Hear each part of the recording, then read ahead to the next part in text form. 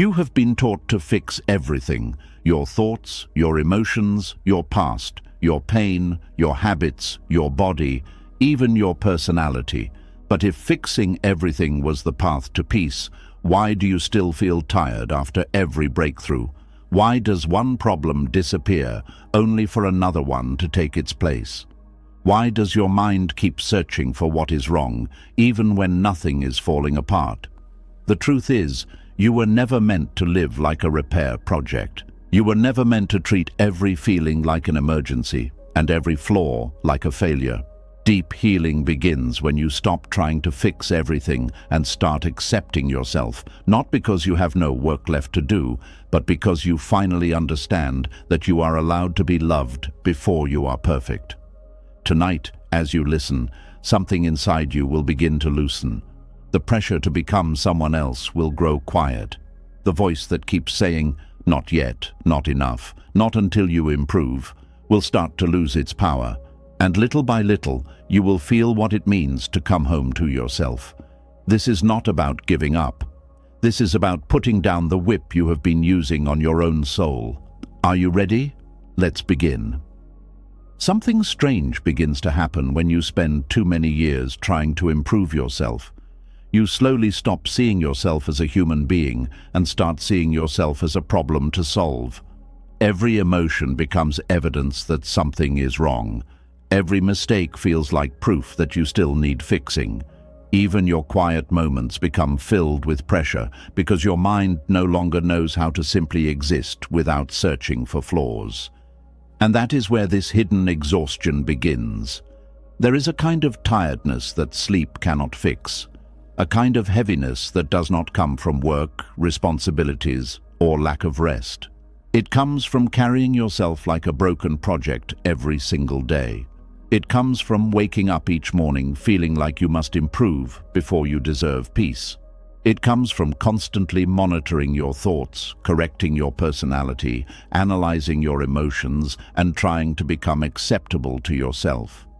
Most people do not even realize they are doing this. They think they are simply being disciplined, self-aware, ambitious, or emotionally mature. But beneath all of that is often a quiet war against themselves. And wars, even silent ones, drain the soul. Many people spend years trapped inside this invisible cycle. They read more books, watch more videos, try more routines, chase more breakthroughs, hoping that one day they will finally arrive at a version of themselves that feels worthy of rest. But the finish line never stays still. As soon as one insecurity disappears, another one appears beside it. As soon as one habit improves, another flaw demands attention.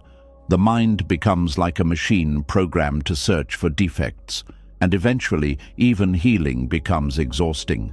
You can see this in the way people talk to themselves when nobody is listening.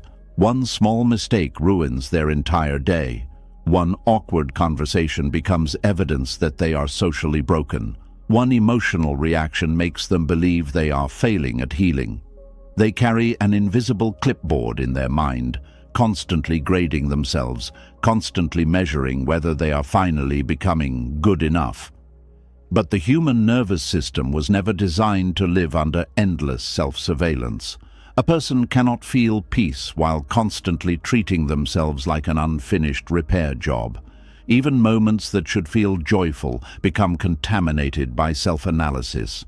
Someone compliments you, but instead of receiving it, your mind immediately searches for reasons it cannot be true.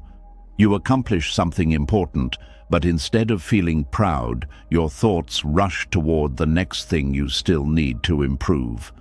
You rest for a moment, then guilt whispers that you should be doing more. Over time, this creates a life where nothing is ever enough. And the dangerous part is that society often rewards this behavior. People praise relentless self-improvement. They admire those who are always pushing harder, fixing themselves, optimizing every part of their personality. But very few people stop to ask an important question. What happens when your entire identity becomes built around self-correction? You begin to lose the ability to simply be. You stop sitting with your emotions naturally because every feeling immediately becomes something to solve. Sadness becomes a project. Anxiety becomes a failure. Anger becomes evidence of emotional immaturity. Even exhaustion becomes another thing you criticize yourself for. And slowly, without realizing it, you become emotionally homeless inside your own mind. There are people who have spent so many years trying to improve themselves that they no longer know how to relax around themselves. Silence feels uncomfortable because the brain immediately starts scanning for what still needs fixing. Free time feels dangerous because unresolved thoughts rise to the surface. Rest feels undeserved because somewhere deep inside they believe peace must be earned. That belief alone destroys countless people quietly. The idea that you must become better before you deserve gentleness creates a life filled with invisible pressure. You become terrified of your own imperfections because you think flaws make you unlovable. So you work endlessly to correct them. You rehearse conversations before they happen. You overthink every interaction afterward. You analyze your reactions. You compare yourself constantly. You monitor your productivity.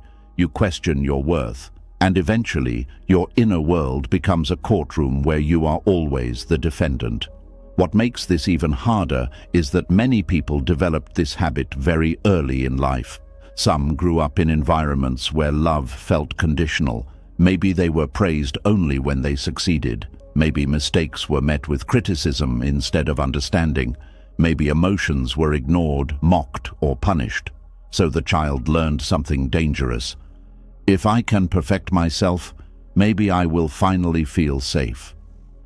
But children carry those survival strategies into adulthood. That is why some adults become obsessed with self-improvement, not because they truly hate growth, but because they secretly fear rejection. Their constant fixing is not always about becoming better. Sometimes it is about avoiding abandonment, shame, criticism, or emotional pain. Perfection becomes protection. And when a person spends years living this way, they stop realizing how exhausted they truly are, because the pressure becomes normal. They wake up already mentally preparing to manage themselves. They carry tension in their body without noticing it. Their shoulders stay tight. Their jaw clenches. Their thoughts race endlessly. Even moments of stillness feel restless because the nervous system has forgotten how to feel safe without constant control. This is why some people feel strangely empty even after achieving everything they once believed would heal them. They finally become more attractive, more productive, more disciplined, more successful, more emotionally aware, and yet the relief never fully arrives. The anxiety simply changes shape, because the deeper problem was never really the flaws they were trying to fix. The deeper problem was the belief that they were unacceptable as they were. No amount of improvement can heal self-rejection if the rejection itself remains untouched. That realization changes everything, because there comes a moment when a person begins to understand that they have spent their whole life approaching themselves with the energy of a mechanic instead of the energy of compassion. Every wound became something to repair quickly instead of something to listen to gently. Every insecurity became an enemy instead of a frightened part asking for care. And this creates a tragic relationship with yourself. You begin treating your inner world like a machine instead of a human experience. You forget that emotions are not mathematical problems. You forget that healing is not a straight line. You forget that being imperfect is not evidence of failure. It is evidence that you are alive. Some people are so addicted to fixing themselves that they panic whenever they are not improving. They do not know how to sit still without feeling guilty.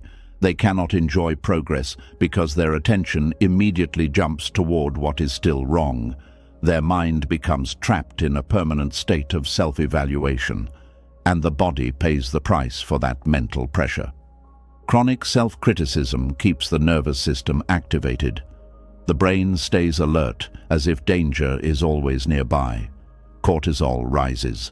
Rest becomes harder, sleep becomes lighter, joy becomes more distant. The body starts carrying emotional exhaustion physically. Fatigue appears even after resting. Motivation disappears. Small tasks feel overwhelming. But most people never connect this exhaustion to the way they treat themselves internally. They think they are simply lazy, weak, undisciplined, or broken. So they respond the only way they know how, by trying even harder to fix themselves, and the cycle continues. One of the saddest parts of this pattern is how invisible it can become.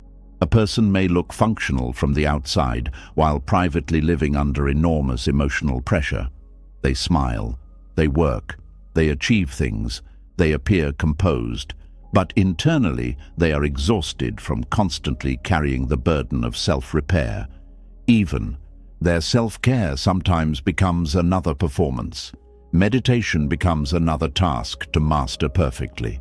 Journaling becomes another opportunity to analyze flaws.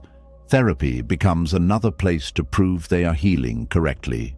Rest becomes scheduled productivity. Nothing feels natural anymore because everything becomes part of the project of becoming acceptable. This is why deep healing often begins with something surprisingly simple but terrifying. Stopping. Stopping the endless monitoring. Stopping the constant fixing. Stopping the war against every imperfect thought and feeling. Not because growth is bad, but because obsession with fixing yourself can quietly destroy your ability to love yourself. There is a huge difference between healthy growth and emotional self-rejection disguised as growth. Healthy growth says, I want to care for myself. Self-rejection says, I must repair myself before I deserve peace. Those two energies create completely different lives. One creates gentleness, the other creates exhaustion, and many people never learn the difference. They believe kindness toward themselves will make them lazy. They fear acceptance means giving up. They think self-compassion will remove ambition, but the truth is often the opposite. People grow best in environments of safety, not environments of constant punishment. Even plants do not bloom faster because you scream at them.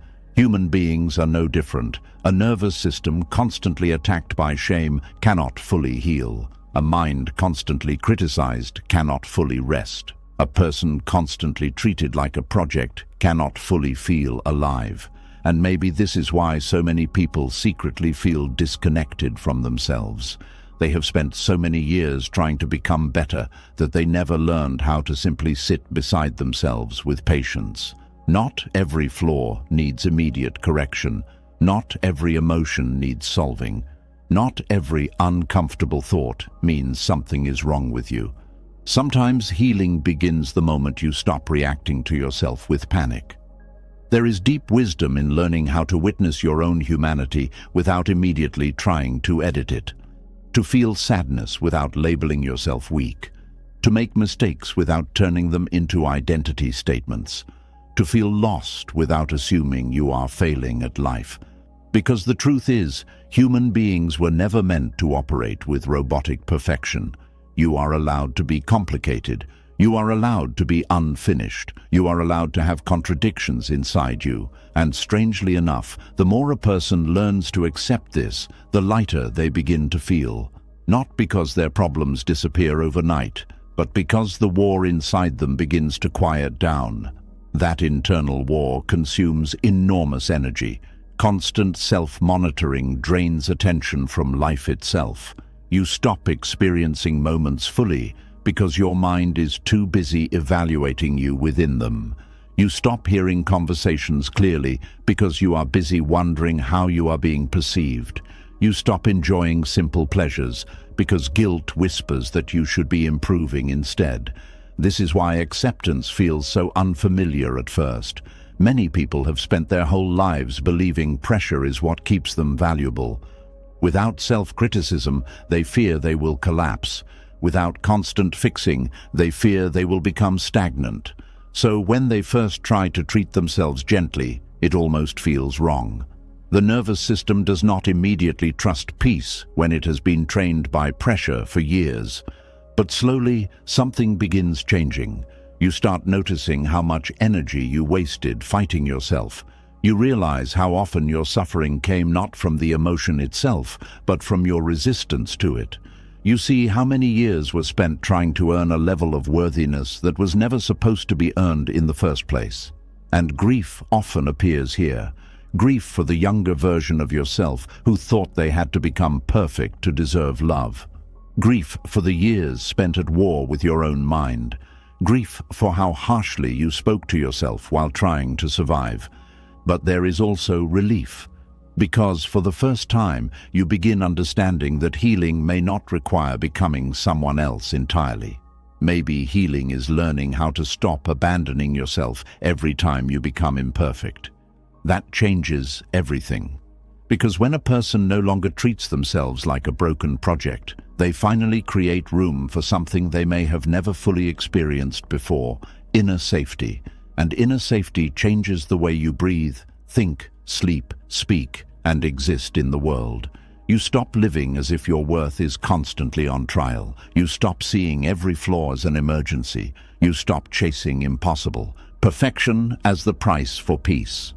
And instead of spending your life trying to fix yourself into lovability, you slowly begin learning how to meet yourself with the kind of understanding you were always searching for from everyone else. That is where the hidden exhaustion finally begins to loosen. Not through more pressure, not through becoming flawless, but through finally realizing that you were never meant to carry yourself like a problem that needed solving every second of your life. And slowly, after carrying yourself like a problem for so many years, another painful truth begins to reveal itself.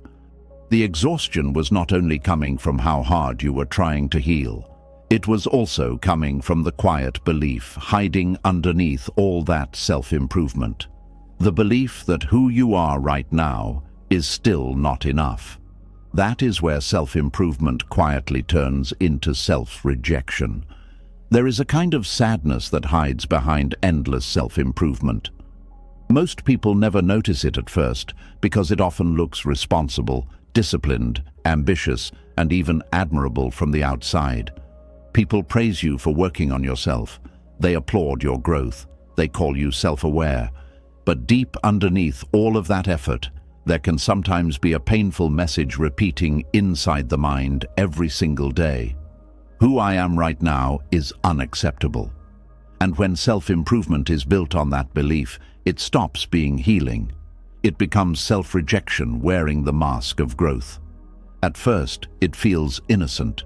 You simply want to become better, more confident, more productive, more emotionally intelligent, more disciplined, more attractive, more healed, more successful. There is nothing wrong with wanting growth. Human beings naturally evolve. The problem begins when improvement stops coming from self-respect and starts coming from self-disgust. That changes everything, because now every habit carries emotional pressure behind it. Every goal becomes tied to your worth. Every mistake feels personal. Every weakness feels dangerous. And your life slowly becomes centered around escaping yourself instead of understanding yourself. You begin waking up each day feeling like your current version is only a temporary inconvenience on the way to becoming someone finally lovable. That is a heartbreaking way to live. Many people do not realize how deeply this mindset shapes their emotional world. They think they are motivated by ambition, but often they are being driven by fear. Fear of being ordinary, fear of rejection, fear of failure, fear of not being enough. Fear that if they stop improving for even a moment, they will lose value. And fear is a terrible foundation for peace.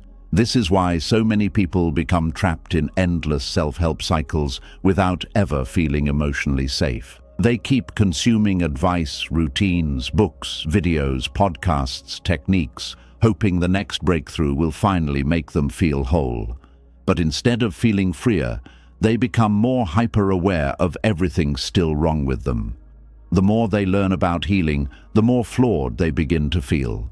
They notice every insecure thought, every emotional trigger, every unhealthy pattern, every weakness in communication, every moment of anxiety, every bad habit, every emotional wound.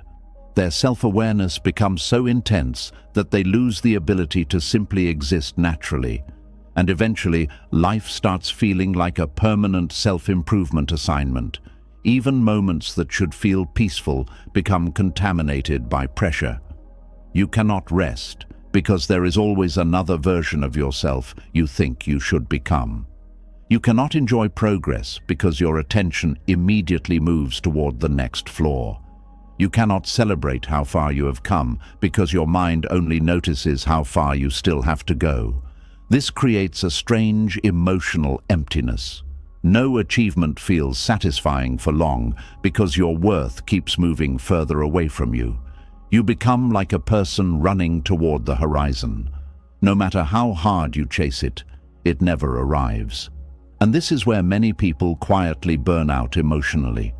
Because constant self-improvement sounds empowering until your nervous system no longer knows how to feel safe without pressure. Your brain becomes addicted to fixing. Your identity becomes built around becoming better, and without realizing it, you begin relating to yourself with permanent disappointment. There are people who genuinely do not know how to look at themselves without mentally listing what still needs improvement. They struggle to receive compliments because internally they still feel unfinished. They struggle to feel lovable because they keep treating love like a reward for future perfection. They struggle to relax because resting feels irresponsible when there is still so much wrong with them. But human beings cannot thrive under endless internal criticism. A mind constantly exposed to self-rejection becomes emotionally exhausted. Even if nobody else is attacking you, your own thoughts create an environment of pressure that the nervous system never escapes from. This is why some people feel tired all the time, even when they are doing everything right. Their body is carrying the weight of an internal relationship built entirely around correction. And correction without compassion becomes cruelty. Many people learned this pattern very young. They were taught directly or indirectly that their value depended on performance. Maybe they were praised only when they succeeded. Maybe mistakes brought shame. Maybe vulnerability was treated like weakness. Maybe emotions were dismissed unless they were convenient. So they adapted. They became high achievers, perfectionists, caretakers, overthinkers, people-pleasers, constant improvers. But underneath all those identities was often a frightened person trying to secure love through self-modification. This is why self-improvement can become addictive. Not because growth itself is harmful, but because improving yourself temporarily creates the illusion that you are moving closer to worthiness. Every new routine feels like hope. Every breakthrough feels like relief. Every moment of productivity briefly quiets the fear that you are failing at being enough. But the relief never lasts long, because the deeper wound was never truly about your habits, appearance, productivity, or emotional intelligence. The deeper wound was the belief that you had to earn your right to feel acceptable at all, and no amount of improvement can satisfy a wound rooted in conditional worth. This is why some people secretly panic when they are not actively improving themselves. Without goals, routines, or constant progress, they suddenly feel exposed.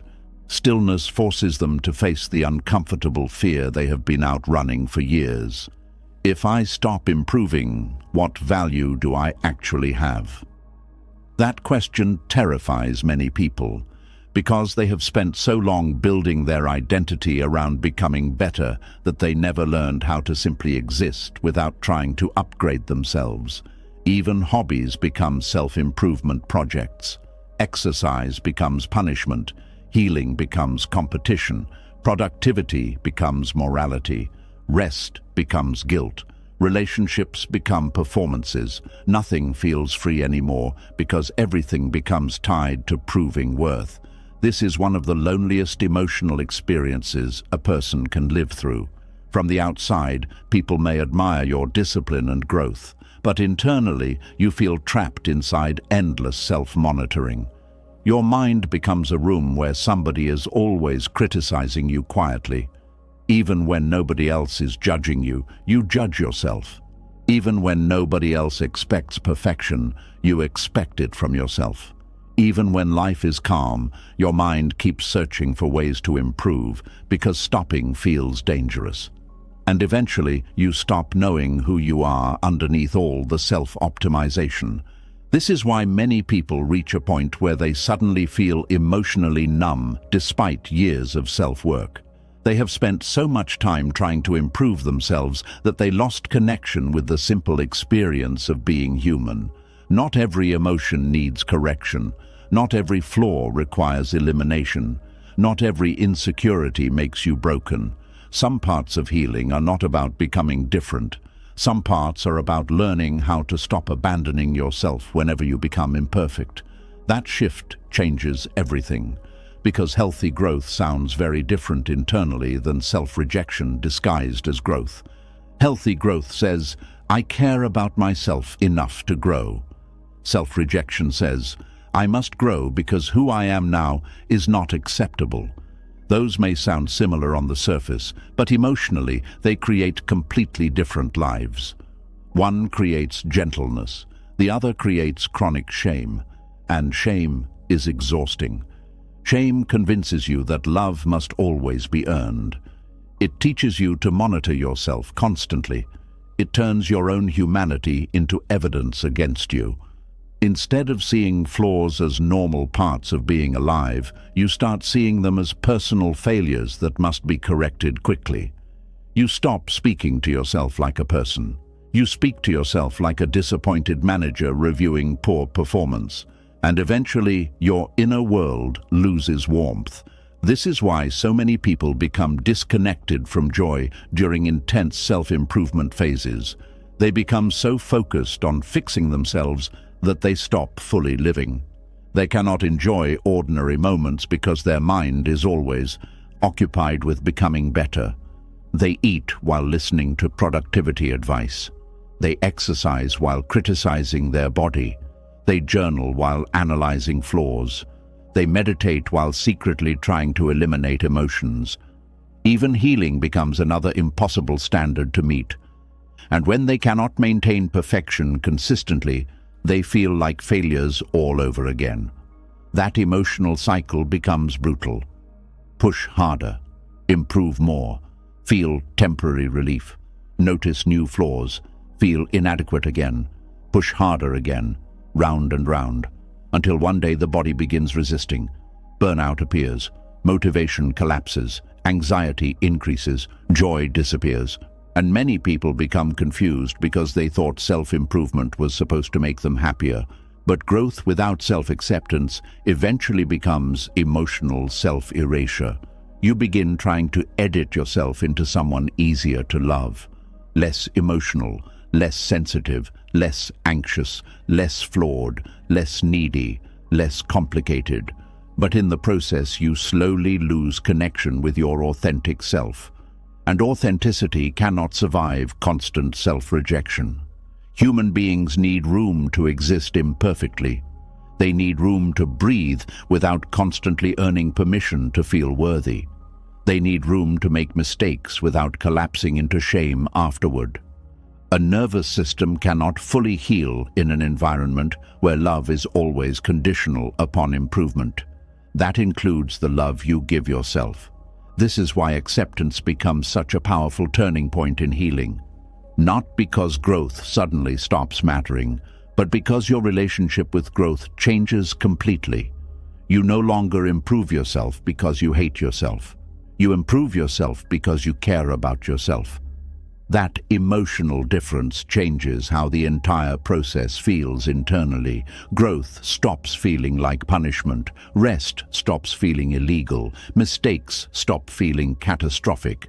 You stop panicking every time you fall short of perfection. And perhaps most importantly, you stop treating your current self like an obstacle standing in the way of your future worth. Because the truth is, there will never be a perfect version of you that finally earns permanent peace. Human beings are living, changing, emotional creatures. There will always be flaws. There will always be fears. There will always be moments of insecurity and uncertainty. The goal was never perfection. The goal was learning how to stay connected to yourself even when you are imperfect. That is real healing. And strangely enough, when people finally stop trying to force themselves into worthiness, they often begin growing in healthier ways naturally. Not because they are driven by shame anymore, but because safety creates space for real transformation. A person treated with compassion changes differently than a person treated with constant criticism, even internally. Think about how differently you behave around someone who makes you feel emotionally safe versus someone who constantly judges you. Around safety, you relax, you open up, you become honest, you grow naturally. The same thing happens inside your own mind. When you stop attacking yourself constantly, your nervous system finally begins unclenching. Your thoughts slow down, your body softens, you stop living in survival mode emotionally. And from that calmer place, healthier growth becomes possible. Not frantic growth, not fear-driven growth, not shame-fueled growth, but grounded, human growth, the kind rooted in understanding instead of punishment. Many people spend years trying to motivate themselves through harshness because they think self-compassion will make them weak. But constant self-criticism does not create sustainable healing. It creates emotional exhaustion. Fear may force temporary action, but it cannot create inner peace. Eventually, every person reaches a point where they must decide whether they want a life built on endless self-correction or a life built on deeper self-understanding. Because there is a difference between becoming your best self and spending your life trying to escape yourself. One creates wholeness, the other creates quiet despair. And perhaps the saddest part is how normalized self-rejection has become in modern culture. People bond over self-criticism, they laugh about burnout, they glorify overworking, they turn healing into performance, they compete over who is improving themselves the most.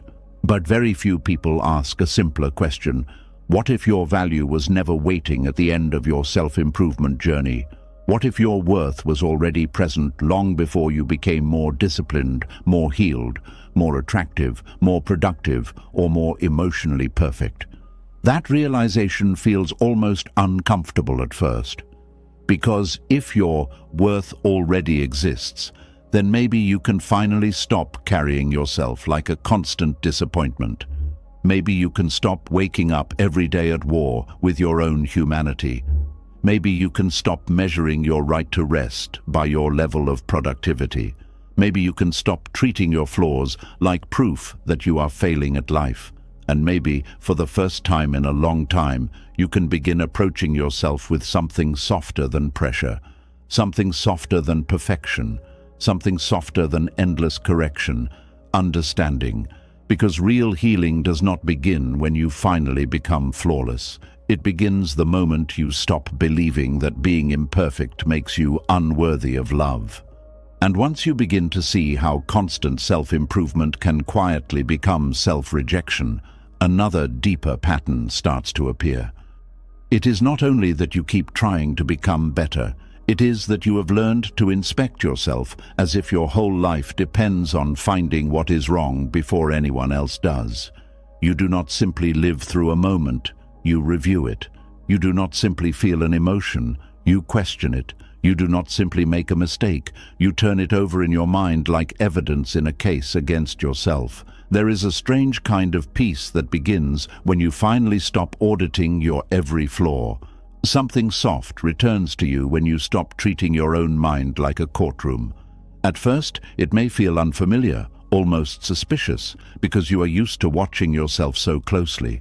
You are used to checking your words after every conversation, checking your mood after every quiet day, checking your face in every mirror, checking your progress against some invisible standard you never agreed to but somehow obeyed for years. You may not even call it self-criticism anymore. You may call it being aware, being careful, being responsible, being honest with yourself. But if honesty never comes with kindness, it slowly becomes punishment. There are people who can spend an entire day doing well and still go to bed thinking about the one sentence they said awkwardly. They can receive love from 10 people and still believe the one person who seemed distant is proof that they are not enough. They can handle many things with strength, patience, and grace, but one small weakness becomes the only thing their mind wants to study. It is like carrying a magnifying glass over your own soul, not to admire what is beautiful, but to locate what still needs correction. And after a while, that kind of inner inspection becomes exhausting. You start living as if there is always a hidden mistake waiting to be discovered. You walk into rooms already scanning yourself. Am I too quiet? Am I talking too much? Did I look strange? Did I sound needy? Did I seem boring? Did I laugh too loudly? Did I share too much? Did I not share enough? And by the time the moment is over, you were barely inside it. You were too busy monitoring yourself to actually experience your own life. This is what happens when self-awareness loses its warmth. Real self-awareness helps you understand yourself. Harsh self-auditing makes you afraid of yourself. Real self-awareness says, "Let me notice this with patience." Harsh self-auditing says, "Let me find what is wrong before it ruins everything." One brings clarity, the other brings tension. One helps you grow, the other makes you feel watched from the inside. And no person feels peaceful while being watched all the time. The mind was not created to live under constant surveillance. Your heart was not created to be reviewed like a failed assignment. Your personality was not created to be inspected for defects every morning and every night. But many people do this so automatically that they no longer recognize it as violence against themselves. They think they are simply trying to be better, but beneath the surface, they are living with an inner critic that never clocks out. It follows them into relationships. It follows them into rest. It follows them into prayer, silence, sleep, work, creativity, and joy. Even when life gives them a beautiful moment, the critic stands nearby whispering, "Do not relax too much. There is still something wrong with you." That whisper steals more peace than most people realize, because peace does not only disappear when life becomes difficult. Sometimes peace disappears because you do not allow yourself to be unexamined. You cannot let a day simply be a day. You turn it into a report card. You cannot let sadness simply pass through you. You turn it into a diagnosis of your emotional failure. You cannot let tiredness simply mean you need rest.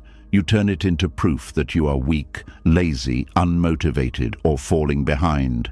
And slowly, ordinary human experiences become evidence against you. This is why stopping the audit feels so powerful. Not because you suddenly become blind to your flaws, but because you stop treating every flaw like a threat to your worth. You begin to understand that noticing something about yourself does not mean you have to attack it. Seeing a weakness does not mean you must shame yourself into changing it immediately. Being imperfect does not mean you are in danger. That truth may sound simple, but for someone who has spent years judging themselves, it can feel like fresh air entering a locked room. Many people were trained to believe that if they stop criticizing themselves, they will stop growing. They fear that gentleness will make them careless. They think the inner critic is the only thing keeping them disciplined. So they continue listening to that harsh voice because it feels familiar, even when it hurts them. But here is the quiet truth. Fear can force movement, but it cannot create peace. Shame can push you for a while, but it cannot build a safe home inside you. You may get things done through self-criticism, yes. You may achieve, perform, improve, and appear strong. But deep inside, you will still feel like someone is chasing you.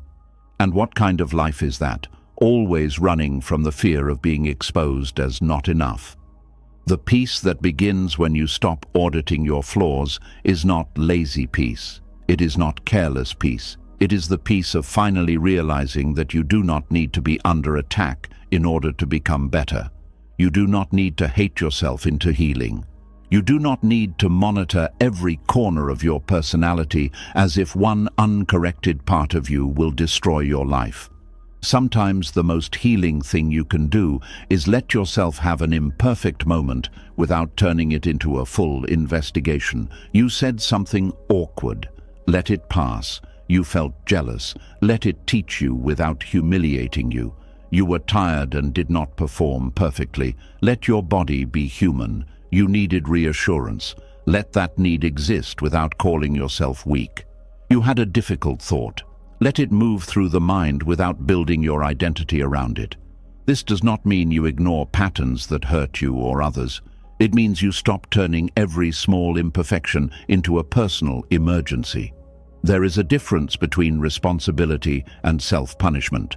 Responsibility says, I can learn from this. Self-punishment says, this proves something is wrong with me.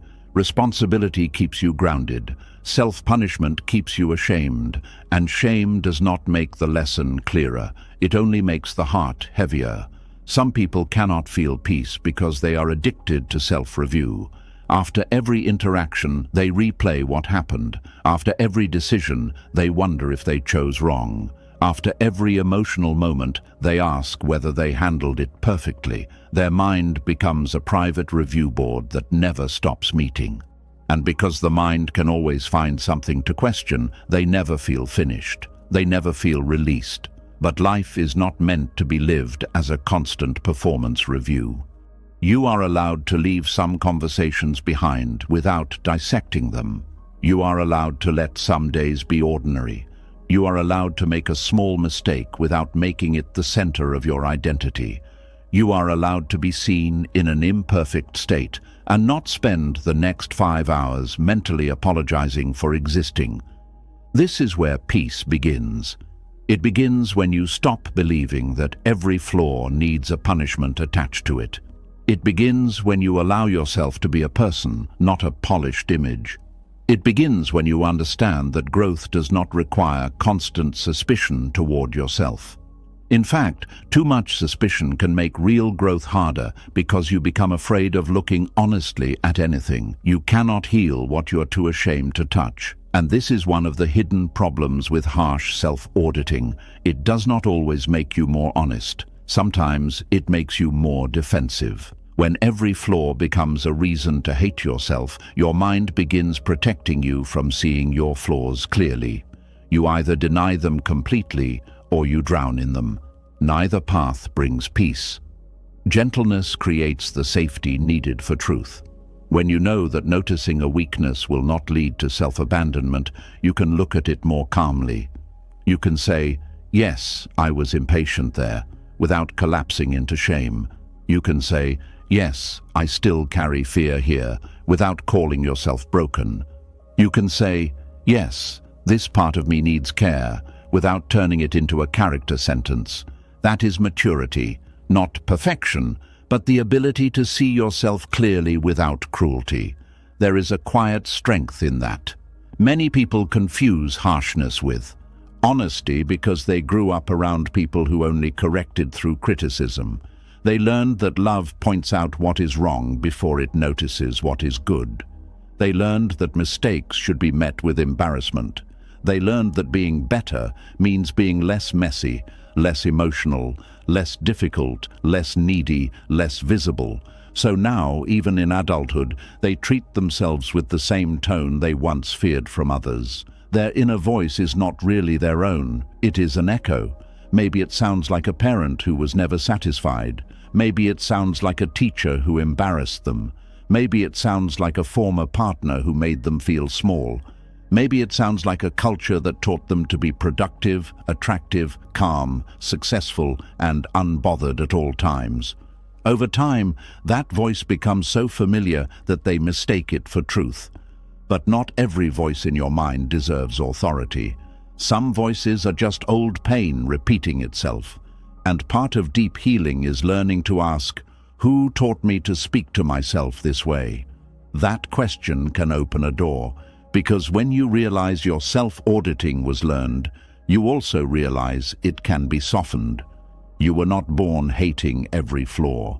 You were not born ashamed of needing time, care, patience, comfort, or understanding. You learned to treat your imperfections as dangerous because somewhere along the way, imperfection may have cost you love, approval, attention, safety, or belonging. So of course your mind became watchful. Of course you started checking yourself. Of course you learned to correct quickly before others could criticize. Of course you became your own inspector. At one time that may have protected you, but what protects you in one season can imprison you in another. A habit that once helped you survive rejection may now be blocking you from receiving peace. The same self-monitoring that once kept you from being embarrassed may now be keeping you from feeling free. There comes a point when you must ask whether the life you are protecting yourself from is still the life you are living. Maybe you are no longer in the same home. Maybe you are no longer around the same people. Maybe the danger has passed, but your nervous system is still behaving as if judgment is always nearby. So you audit yourself before anyone else can. You criticize yourself before anyone else does. You try to perfect yourself before anyone has a chance to reject you. But this kind of protection comes at a cost. It makes intimacy harder because you never fully show up. It makes rest harder because you always feel behind. It makes joy harder because joy requires surrender, and surrender feels unsafe when you are used to monitoring everything. It makes creativity harder because creativity needs room for mistakes. It makes healing harder because healing needs patience. So the peace you are looking for may not begin with fixing another flaw. It may begin with retiring from the role of your own full-time critic. That does not mean you become unaware. It means you become kinder in your awareness. It means when you notice something imperfect, you do not immediately tighten around it. You breathe. You listen. You ask what that part of you needs. You respond instead of attacking. This is how acceptance becomes practical. Acceptance is not pretending you have no flaws. Acceptance is refusing to use your flaws as weapons against yourself. Acceptance is the choice to stop making your humanity feel like a crime. It is the moment you say, I can see this part of me, and I do not need to hate myself for it. That one sentence can change the atmosphere inside your mind, because when the inner atmosphere softens, the body feels it. The shoulders drop, the breath deepens, the face relaxes, the stomach unclenches. You stop moving through the day like someone waiting to be corrected. You begin to feel less like a project and more like a person. And slowly, peace becomes possible. Not dramatic peace. Not the kind of peace where every problem disappears and every thought becomes beautiful. But a quieter peace. The kind that comes when you no longer turn every flaw into a fire alarm. The kind that comes when you can say, I am still learning, without hearing, I am failing. The kind that comes when one bad moment no longer defines your whole day. This peace may arrive slowly. At first, you may still catch yourself auditing. You may still replay conversations. You may still scan your face, your tone, your choices, your progress, your emotions. But now you can notice the auditing without obeying it. You can gently interrupt the old pattern. You can say, I do not need to review myself tonight. I am allowed to rest. That may feel small, but it is powerful, because every time you refuse to put yourself on trial, you teach your nervous system that safety is possible. Every time you let a flaw exist without punishment, you weaken the old belief that imperfection equals danger. Every time you speak to yourself with patience, you rebuild trust with yourself, and self-trust is one of the deepest forms of peace. When you trust yourself, you do not need to monitor every breath. You do not need to predict every mistake. You do not need to control every reaction before it happens. You know that even if you stumble, you will not abandon yourself. Even if you feel embarrassed, you will not destroy yourself with shame. Even if you disappoint someone, you will not lose all sense of worth. That is freedom. To live knowing that you are allowed to be human without becoming your own enemy. Many people do not realize how much energy returns when they stop auditing themselves. Mental space opens. You become more present in conversations. You laugh more freely. You make decisions with less fear. You rest without feeling like you must earn it through suffering first. You begin noticing beauty again because your attention is no longer trapped in constant self-evaluation. And perhaps most importantly, you begin relating to other people differently. When you stop judging yourself so harshly, you often become less harsh with others too. You stop needing everyone to be perfect because you are no longer demanding perfection from yourself. You become more patient with human messiness. You listen better. You forgive more wisely. You stop seeing every mistake as a threat. This is the quiet ripple effect of inner peace. A person who is not constantly attacking themselves has less need to attack life. But this does not happen through force. You cannot bully yourself into gentleness. You cannot criticize yourself into peace. You cannot audit your way into self-acceptance. At some point, you must lay down the clipboard. You must stop treating your soul like something that needs daily inspection. You must let some things be unfinished without turning them into emergencies. You must let some emotions pass without giving them a full courtroom trial. You must let some flaws remain visible while you learn to love yourself anyway. Because the goal of deep healing is not to become a person without flaws. That person does not exist.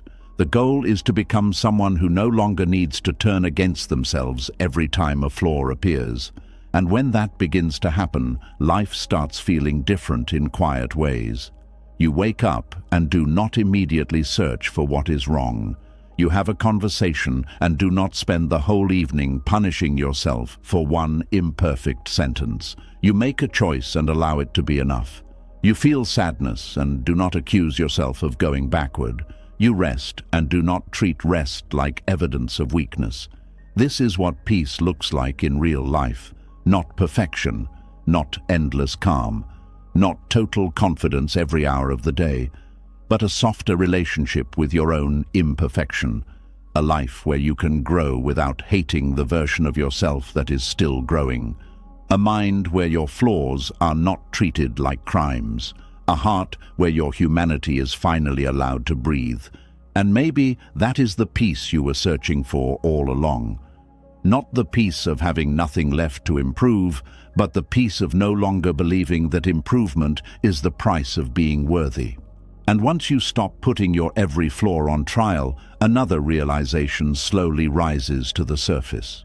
For years, you may have believed healing meant becoming a completely different person, a calmer person, a stronger person, a more confident person, someone untouched by fear, sadness, insecurity, sensitivity, or pain. But somewhere along the way, healing stopped feeling like coming home to yourself and started feeling like escaping yourself entirely. That confusion quietly breaks many people from the inside. There is a painful loneliness in believing that the healed version of you must look nothing like the current one. It creates the feeling that your real self is somehow standing in the way of your peace. So every day becomes another attempt to outgrow your emotions, erase your flaws, silence your sensitivity, and rebuild your personality into something easier to admire. But healing was never supposed to erase you. Somewhere deep inside, many people carry a secret fantasy that one day they will finally wake up as someone completely different. The anxious version of them will disappear. The insecure version will vanish. The emotional version will become calm. The sensitive version will become strong. The overthinking version will become effortless. They imagine healing as a total transformation into a person untouched by struggle, and because of this, they spend years trying to abandon parts of themselves instead of understanding them. This is one of the most exhausting misunderstandings about healing. People think healing means removing every uncomfortable part of who they are. They think becoming emotionally healthy means never feeling fear again, never crying unexpectedly, never doubting themselves, never getting triggered, never feeling awkward, never struggling internally. But human beings are not machines that graduate into emotional perfection. Healing does not remove your humanity. It changes your relationship with it. That difference matters deeply, because when you confuse healing with becoming someone else, you begin rejecting parts of yourself that actually need compassion, not exile. You stop listening to your emotions because you are too busy trying to outgrow them. You stop understanding your sensitivity because you are trying to become tougher. You stop honoring your needs because you are trying to appear stronger. And slowly, you become emotionally disconnected from yourself. There are people who have worked so hard to become better that they no longer know what feels natural anymore. Every emotion becomes filtered through the question, should I still be feeling this if I were truly healed? Every difficult day becomes evidence that they are failing at healing. Every insecurity feels like proof they are still broken. But healing is not the absence of struggle. Healing is the absence of abandonment toward yourself during struggle. That changes everything, because suddenly healing is no longer about becoming emotionally untouchable. It becomes about learning how to stay connected to yourself, even when difficult emotions appear. It becomes learning how to comfort yourself instead of criticizing yourself. It becomes learning how to sit beside your pain without immediately trying to erase it. Many people do not realize how much shame they carry around still being human. They think if they were truly healed, they would never feel anxious before difficult conversations. They would never feel sadness after rejection. They would never feel insecure around certain people. They would never feel overwhelmed, emotionally tired, lonely, sensitive, afraid, or uncertain. So every time those feelings return, panic begins. I thought I healed this already. Why am I still like this? What is wrong with me? And without realizing it, they begin treating healing like a performance instead of a relationship with themselves. But real healing is not linear. It is layered. A healed person can still feel grief. A healed person can still overthink sometimes. A healed person can still get triggered. A healed person can still cry unexpectedly. A healed person can still have wounds. The difference is not that the emotions disappear forever. The difference is that those emotions no longer convince the person they are worthless or broken. That is emotional maturity. Not becoming someone without pain, but becoming someone who no longer abandons themselves because of pain. And yet, modern culture often teaches the opposite. People are constantly shown transformed versions of healing. Become more confident, become more attractive, become more productive, become more disciplined, become more unbothered, become more successful, become a better version of yourself. But rarely does anyone ask an important question. What if healing is not about becoming a better version of yourself? What if healing is about becoming a safer place for yourself? That shifts the entire journey, because when healing becomes safety instead of self-erasure, your nervous system finally begins relaxing. You stop waking up every morning trying to reinvent your personality. You stop treating every uncomfortable feeling like evidence that you are failing. You stop forcing yourself into identities that look healed on the outside but feel empty on the inside. There are many people who became strangers to themselves while trying to become emotionally evolved. They learned how to say the right things. They learned calming techniques. They learned how to appear emotionally intelligent. They learned how to look confident.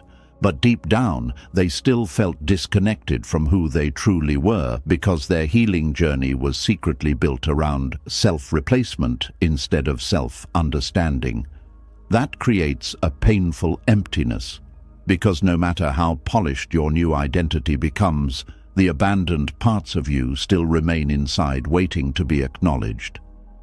The scared child inside you does not disappear because you became more productive. The lonely part does not disappear because you became more attractive. The insecure part does not disappear because you learned better communication skills. Ignored. Pain does not heal through performance. It heals through presence, and presence requires honesty. You must become honest about how often your idea of healing was actually an attempt to become acceptable, how often your desire for growth was secretly fueled by shame, how often you wanted transformation because you believed the current version of yourself was too flawed to deserve love. That realization can be painful, because many people discover they were not really trying to heal. They were trying to escape themselves, escape their emotions, escape their sensitivity, escape their awkwardness, escape their past, escape the parts of themselves they learned to dislike. But healing is not escape. Healing is reconciliation. It is learning how to stop treating yourself like someone you need to outrun. And this becomes especially important when dealing with emotions you were taught to reject. Some people grew up learning that sensitivity was weakness. Others learned that anger was dangerous. Some learned that needing reassurance was embarrassing. Others learned that vulnerability would lead to rejection. So now, as adults, they try to heal by eliminating those traits completely. But the problem is that many of those traits are not signs of failure. They are signs of humanity. Sensitivity is not weakness. Emotional depth is not dysfunction. Needing comfort sometimes is not immaturity. Feeling hurt does not make you broken. The goal is not to erase these parts. The goal is to understand them wisely. A sensitive person does not heal by becoming emotionally numb. They heal by learning boundaries, self-trust, and emotional safety. An anxious person does not heal by becoming perfectly fearless. They heal by learning how to soothe themselves without panic. A lonely person does not heal by pretending they no longer need connection. They heal by learning they deserve healthy connection without shame. Real healing keeps your humanity intact. This is why some people feel exhausted after years of trying to work on themselves. Their healing journey became another impossible standard, another identity to perform, another version of perfection to chase. They became so focused on fixing every emotional reaction that they stopped allowing themselves to simply be alive. And being alive includes imperfection. It includes uncertainty. It includes emotional complexity. It includes setbacks, confusion, grief, fear, tenderness, mistakes, contradictions, and unfinished parts. The healed version of you will still be human. That truth may disappoint the part of you that wanted a final escape from discomfort, but it also creates enormous freedom. Because now healing no longer depends on becoming flawless. It depends on becoming more connected to yourself. That means when fear appears, you do not instantly shame yourself. When sadness returns, you do not panic. When insecurity shows up, you do not conclude that all your healing disappeared overnight. Instead, you stay present. You breathe. You listen. You respond gently. This is how healing becomes sustainable. Not through emotional perfection, but through emotional companionship with yourself. Many people spend years trying to become emotionally untouchable. They want to reach a point where nothing affects them anymore. No rejection hurts, no criticism lingers, no fear appears, no insecurity remains. But emotional numbness is not healing. Emotional shutdown is not peace. A person who feels nothing is not necessarily healed. Sometimes they are simply disconnected. True healing does not harden your heart into stone. It softens your relationship with your own heart. It allows you to feel without drowning. It allows you to care without collapsing. It allows you to experience life without constantly protecting yourself from every possible discomfort. This is why healing often feels less dramatic than people expect. Sometimes healing looks like crying without hating yourself afterward. Sometimes it looks like resting without guilt. Sometimes it looks like speaking honestly instead of pretending to be okay. Sometimes it looks like letting yourself be seen without performing strength constantly. These moments may appear small, but internally they are revolutionary, because they mean you are no longer trying to become someone else in order to deserve peace. You are finally learning how to include yourself in your own compassion. That takes time. especially for people who spent years believing that love only came after transformation. They may struggle to believe they are allowed to be accepted while still imperfect. Their nervous system expects conditions, it expects performance, it expects achievement before softness arrives. So when they first begin practicing self-acceptance, it can feel uncomfortable, almost irresponsible. Part of them fears that if they stop pushing themselves harshly, they will stop growing entirely. But growth built on self-hatred is unstable. Eventually, it collapses under the weight of exhaustion. A person can only run from themselves for so long before burnout arrives. And burnout is often where many people finally realize they cannot keep surviving through self-rejection. They cannot keep trying to transform themselves into worthiness every single day. The body becomes tired, the mind becomes overwhelmed, the soul becomes numb, and suddenly the question changes. Instead of asking, "How do I become someone better?" they begin asking, "Why was I never allowed to simply be human?" That question opens a completely different kind of healing, because now the focus shifts away from performance and toward understanding, away from punishment and toward care, away from becoming someone else and toward reconnecting with the self that got buried underneath years of pressure. This is where many people rediscover parts of themselves they abandoned long ago. Their softness, their creativity, their playfulness, their emotional honesty, their need for rest, their tenderness, their natural personality before shame taught them to edit it constantly. And this rediscovery can feel emotional because many people realize they have not actually hated themselves their whole lives. They hated the versions of themselves that other people rejected, criticized, mocked, or failed to understand. That is different. A child who grows up feeling emotionally unsafe often learns to reshape themselves for survival. They become quieter, tougher, funnier, more useful, more successful, more invisible, more agreeable, less emotional, less needy, less sensitive. Over time, these survival versions become so normal that the person forgets who they originally were underneath all the adaptation. So healing begins to feel confusing because they are not only healing pain, they are rediscovering identity. Who am I when I stop performing?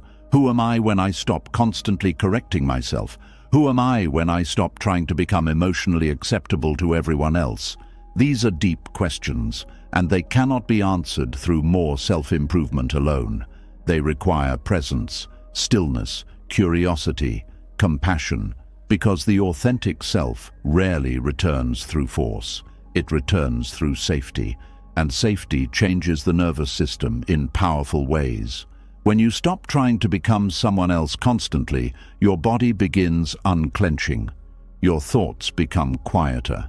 You stop feeling emotionally chased all the time. You stop needing to prove your worth every minute of the day. Life begins feeling less like an audition. That does not mean growth disappears. You still evolve. You still learn. You still become wiser. But now your growth comes from self-respect instead of self-rejection. You are no longer trying to replace yourself. You are trying to care for yourself more honestly. That difference changes the emotional texture of your entire life. Conversations feel less performative. Rest feels less guilty. Mistakes feel less catastrophic. Emotions feel less dangerous. You stop living under the pressure of becoming emotionally perfect. And perhaps most importantly, you stop postponing love for yourself until some future version finally arrives. Because many people unknowingly spend their whole lives saying, "I will finally accept myself when I heal more, when I stop overthinking, when I become more confident, when I stop being emotional, when I become successful, when I become calmer, when I finally get everything right." But that future never fully arrives because human beings are always evolving. There will always be another challenge, another insecurity, another unfinished part. If self-acceptance depends on becoming flawless, peace will always stay out of reach. This is why healing begins to deepen when you finally understand that your current self is not an obstacle to love. Your current self is the one needing love most, not the future version, not the perfected version, not the emotionally polished version. You, right now, with your fears, your sensitivity, your unfinished healing, your contradictions, your difficult emotions, your humanity. That realization softens something deep inside the body, because the nervous system finally stops waiting to become worthy before allowing itself to breathe. And maybe this is the greatest misunderstanding about healing. People think healing will turn them into someone entirely new, but often healing is what happens when you finally stop trying so hard to stop being yourself. Not the fearful version shaped by shame, not the performative version built for survival, but the real self underneath all the pressure, the self that never needed perfection to deserve peace, the self that was exhausted from being treated like a project instead of a person, the self that was quietly waiting all along for permission to exist without constantly becoming someone else first. And after spending so many years trying to become someone more acceptable, another painful truth slowly begins to reveal itself. The reason your mind struggles to rest may not only come from anxiety, overthinking, or fear. It may come from something even deeper. Somewhere along the way, you learned that love could disappear the moment you disappointed someone. And when love feels conditional, the nervous system never fully relaxes. There is a special kind of exhaustion that comes from feeling like you must constantly earn your place in people's hearts. It creates a life where your mind is always working, always adjusting, always scanning for signs that you may no longer be enough. Even during quiet moments, something inside you stays alert. A message gets answered differently, and your chest tightens. Someone becomes distant for a day, and your thoughts begin racing. A small mistake happens, and suddenly you feel emotionally unsafe. Not because the moment itself is catastrophic, but because your nervous system learned long ago that love could become unstable very quickly. This is why some people cannot truly rest, even when nothing bad is happening. Their body remembers what their mind tries to ignore. It remembers what it felt like to lose affection after making mistakes. It remembers what it felt like to be praised one day and criticized the next. It remembers the tension of trying to stay lovable by performing correctly. And over time, the nervous system adapts to that unpredictability by becoming hyper-aware of other people's moods, reactions, and approval. That hyper-awareness follows people into adulthood quietly. They begin reading into every facial expression. Every delayed text message feels loaded with meaning. Every disagreement feels dangerous. Every moment of distance feels like abandonment waiting to happen. And because of this, their mind rarely becomes still. It stays busy trying to protect them from losing connection. This is one of the hidden roots of chronic overthinking. Many people believe they simply think too much, but often the deeper truth is that they are emotionally scanning for safety. Their thoughts are trying to predict rejection before it arrives. They replay conversations because they are searching for signs they may have ruined something. They analyze their tone because they fear saying the wrong thing. They try to become easier to love because somewhere inside they still believe love can disappear if they become inconvenient. That belief changes the entire emotional atmosphere of a person's life, because when love feels conditional, relationships stop feeling safe. They start feeling like emotional tests you must continuously pass. You become careful with your emotions, careful with your needs, careful with your personality. You try not to be too much, too emotional, too sensitive, too needy, too quiet, too difficult, too honest, and eventually you stop showing up naturally. You start performing safety instead. Some people become people pleasers because they learned that harmony protected them from rejection. Others become perfectionists because they learned mistakes brought emotional distance. Some become emotionally independent because needing comfort once led to disappointment. Others become hyperachievers because achievement was the only time they felt seen. But underneath all these survival patterns is often the same fear. If I stop performing correctly, I may lose love. That fear keeps the mind restless. Even in healthy relationships, the nervous system may continue expecting conditions because old emotional patterns do not disappear overnight. A person may genuinely be loved now, but internally they still feel as though one mistake could change everything. So they remain emotionally alert. They monitor themselves constantly. They become terrified of disappointing people, not because they are weak, because their body learned that connection once depended on performance. This is why unconditional love feels so uncomfortable to some people. They do not fully trust it.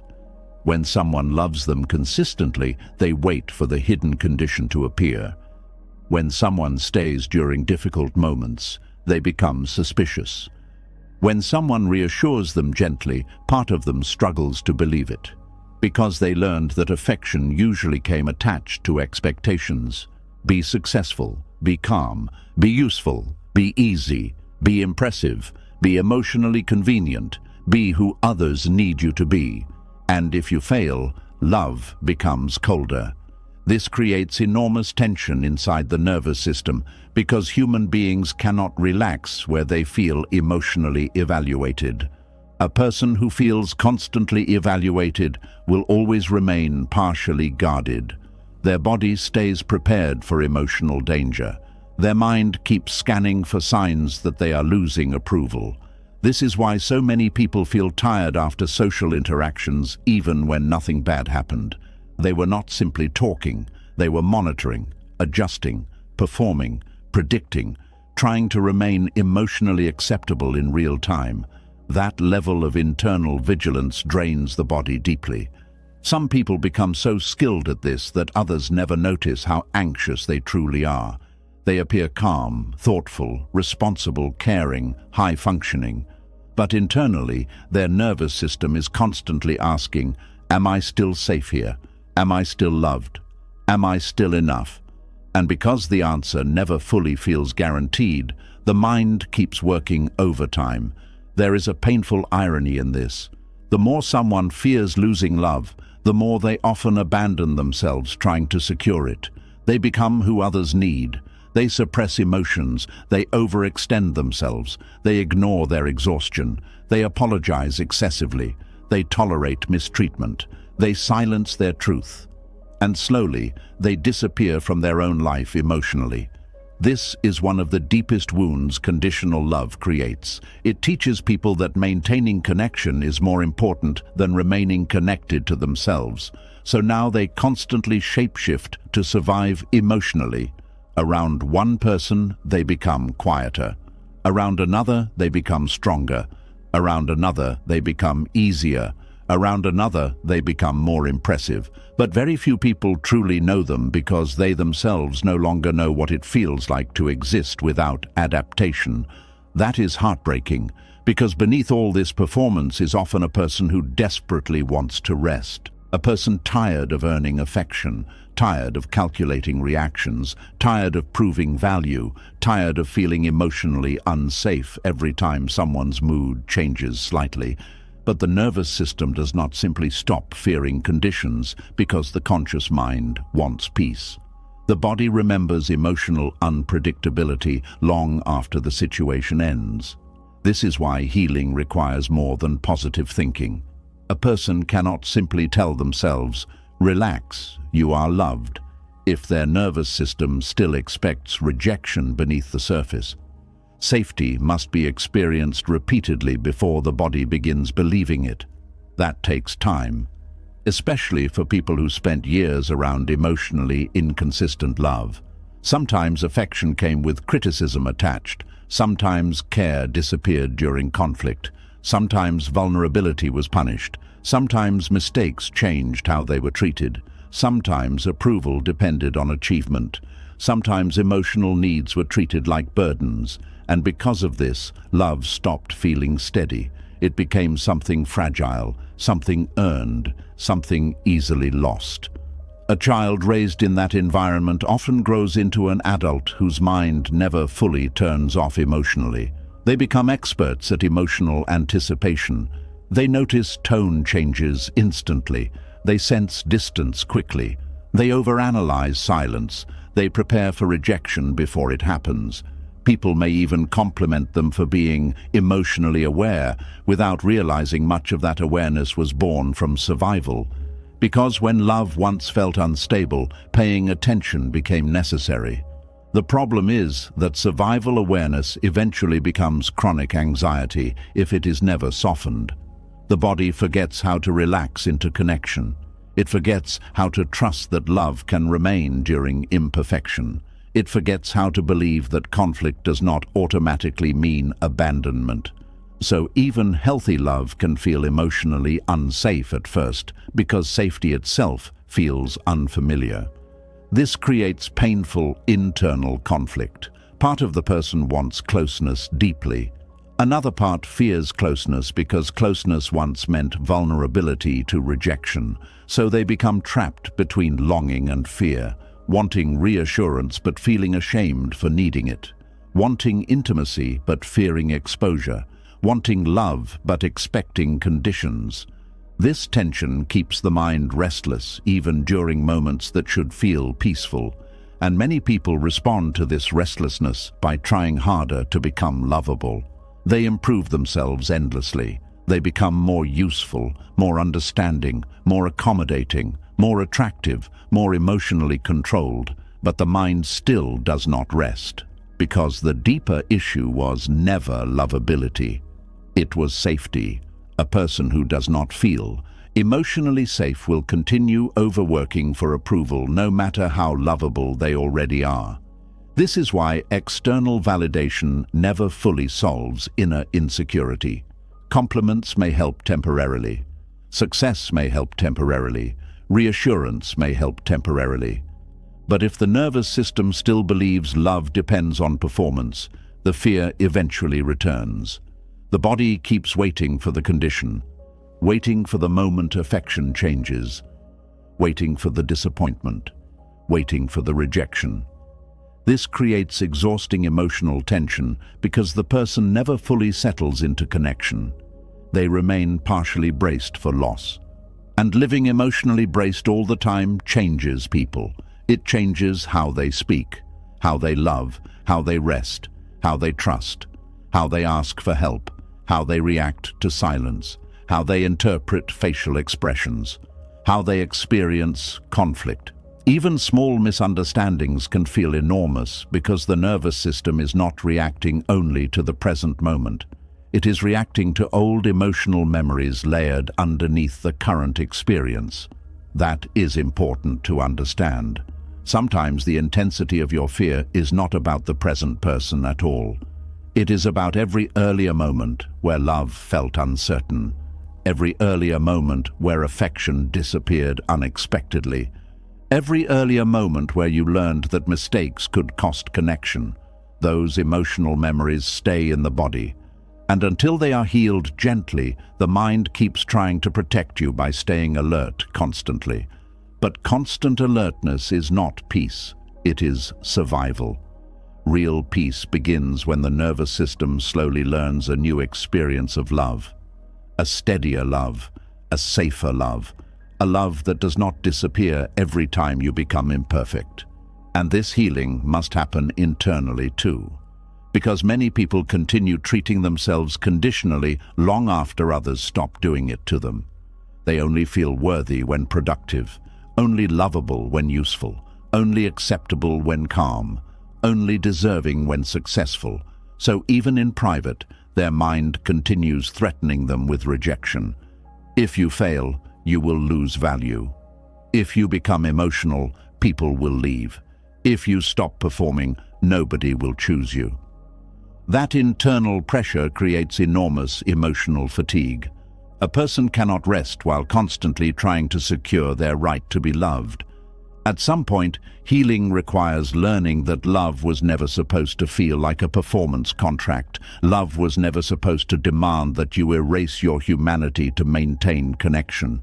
Healthy love allows room for imperfection, room for mistakes, room for difficult emotions, room for honesty, room for growth, room for rest.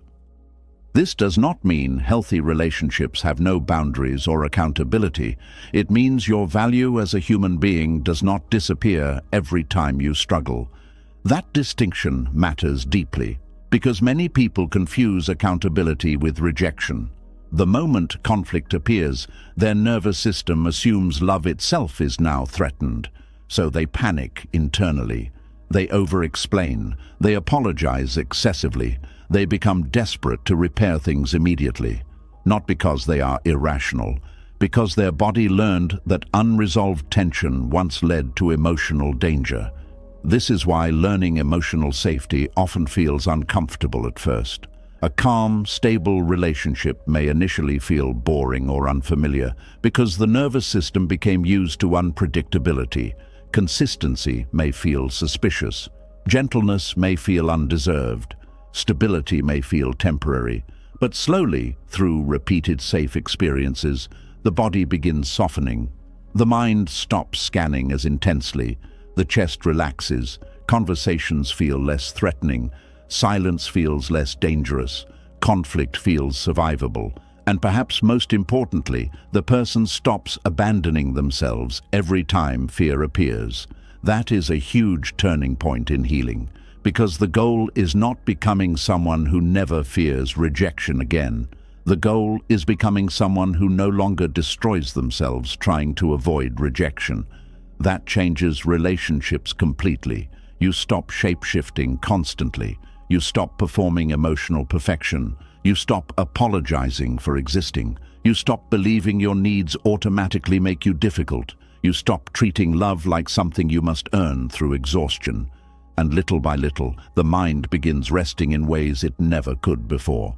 Not because life suddenly becomes perfect, but because connection no longer feels permanently fragile.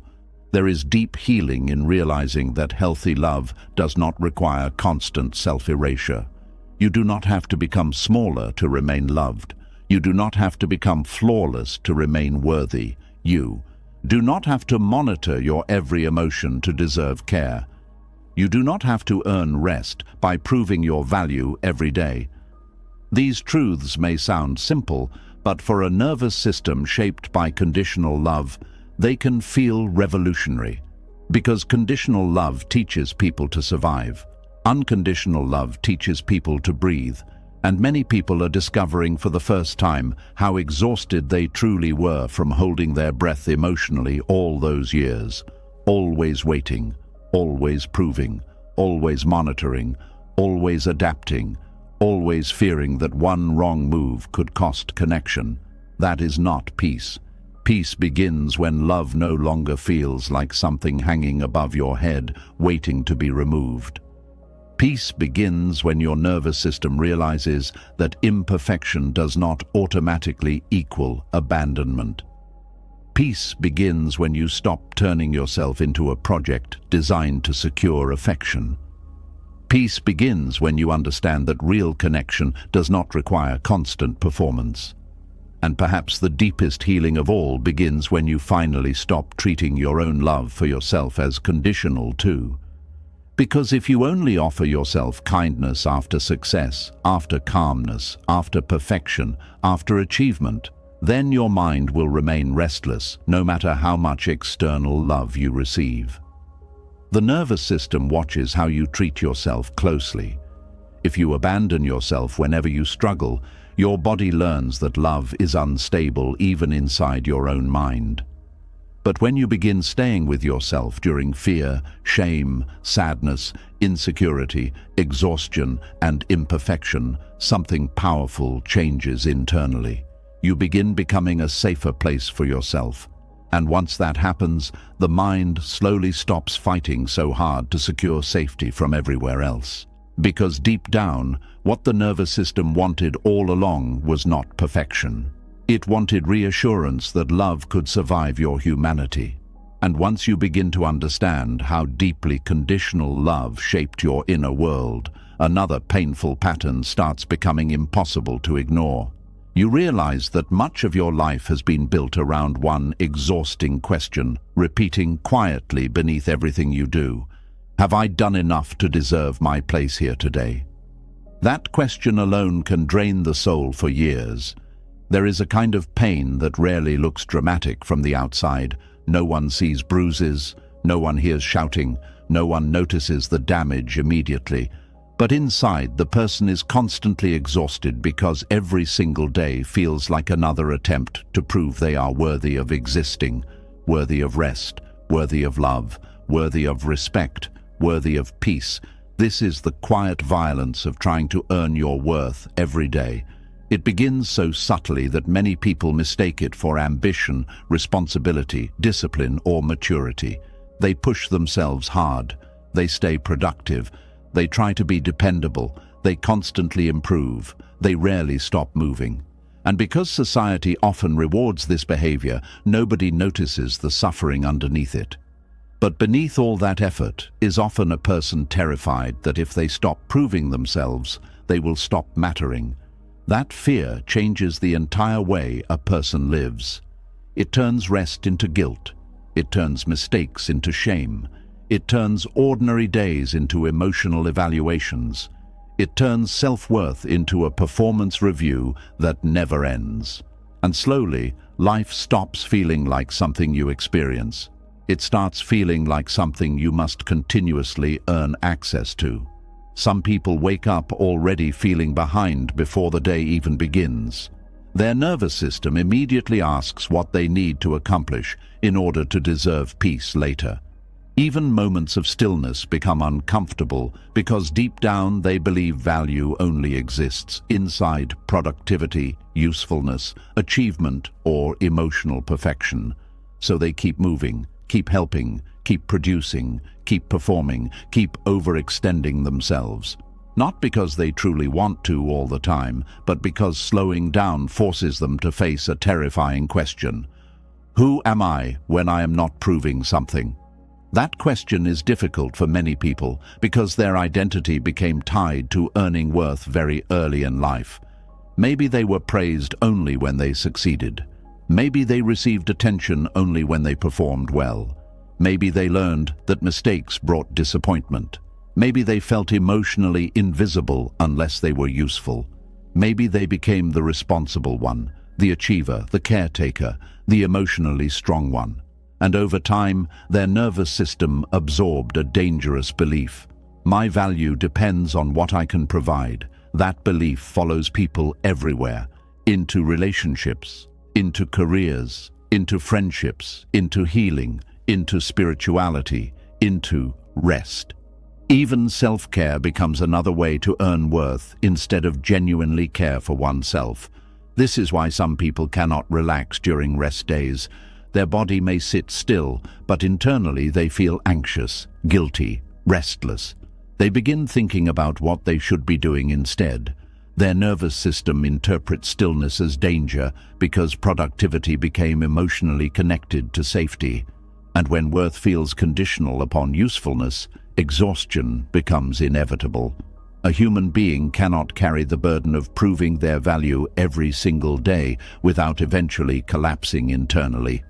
Yet many people do exactly that for years. They become addicted to being needed because being needed temporarily quiets the fear of being worthless. They become addicted to achievement because success creates temporary emotional relief. They become addicted to helping others because serving people makes them feel valuable. But the relief never lasts long because the wound underneath remains untouched. The wound says, if I stop earning my place, I may lose love. That fear creates a life where the nervous system never truly rests. Even accomplishments become emotionally complicated. A person may achieve something important, but instead of feeling satisfied, their mind immediately moves toward the next thing they must accomplish to remain worthy. There is no arrival, no deep exhale, no lasting peace. Only another task, another expectation, another standard, another attempt to secure value.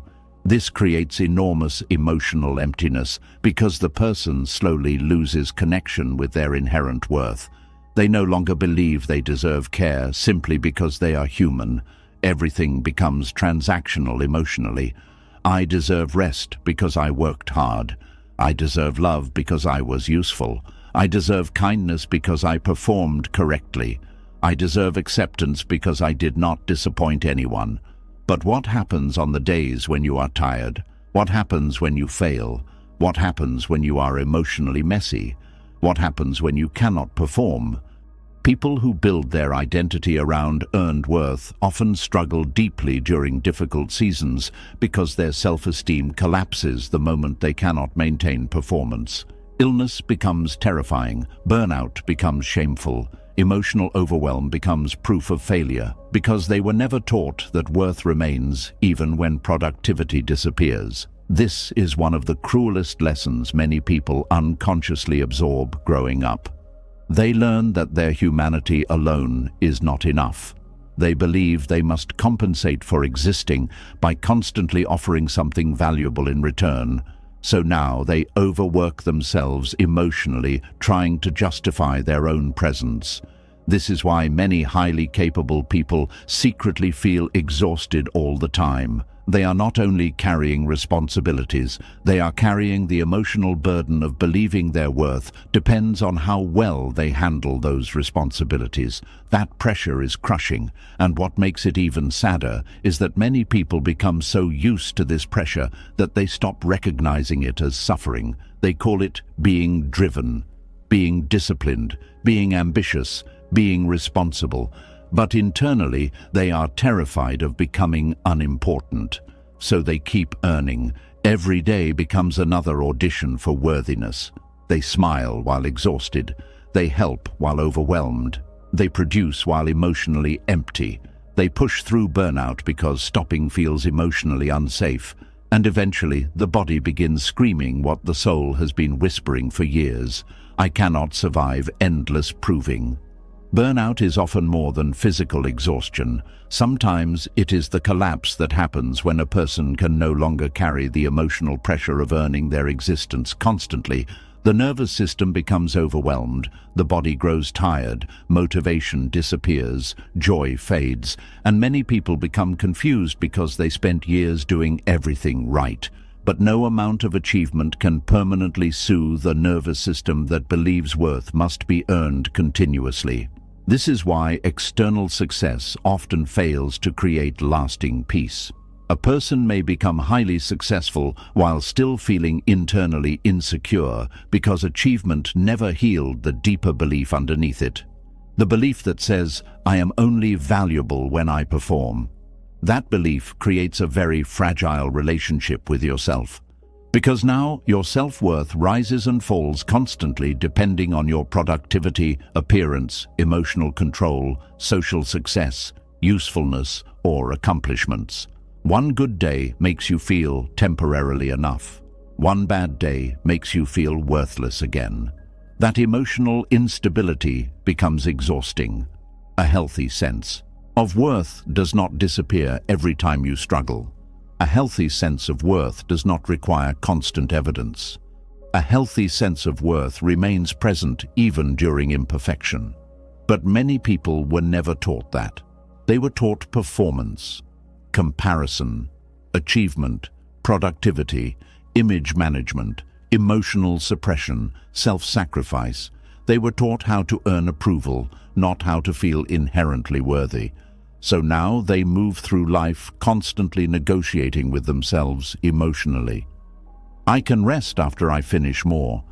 I can feel proud after I improve further. I can relax once I become better. I can love myself after I fix everything. But the finish line keeps moving, because the nervous system is not actually chasing achievement, it is chasing safety. And safety cannot be built on endless conditions. This is why some people secretly feel panic whenever they are not being productive. Without tasks, goals, helping, or achievement, they suddenly feel emotionally exposed. The distractions disappear, and underneath them sits a painful emptiness they have been trying to outrun through constant doing. That emptiness often whispers painful things. You are falling behind. You are wasting time. You are not doing enough. You are becoming lazy. You need to prove yourself again. And because those thoughts feel uncomfortable, the person immediately returns to overworking themselves emotionally, not because they truly want to, because proving feels safer than simply existing. That is heartbreaking, because human beings were never meant to earn the right to feel valuable every single day. A child does not enter the world needing to justify their existence. They simply exist. They laugh, cry, need comfort, rest, explore, feel emotions openly. But somewhere along the way, many people lose permission to exist naturally.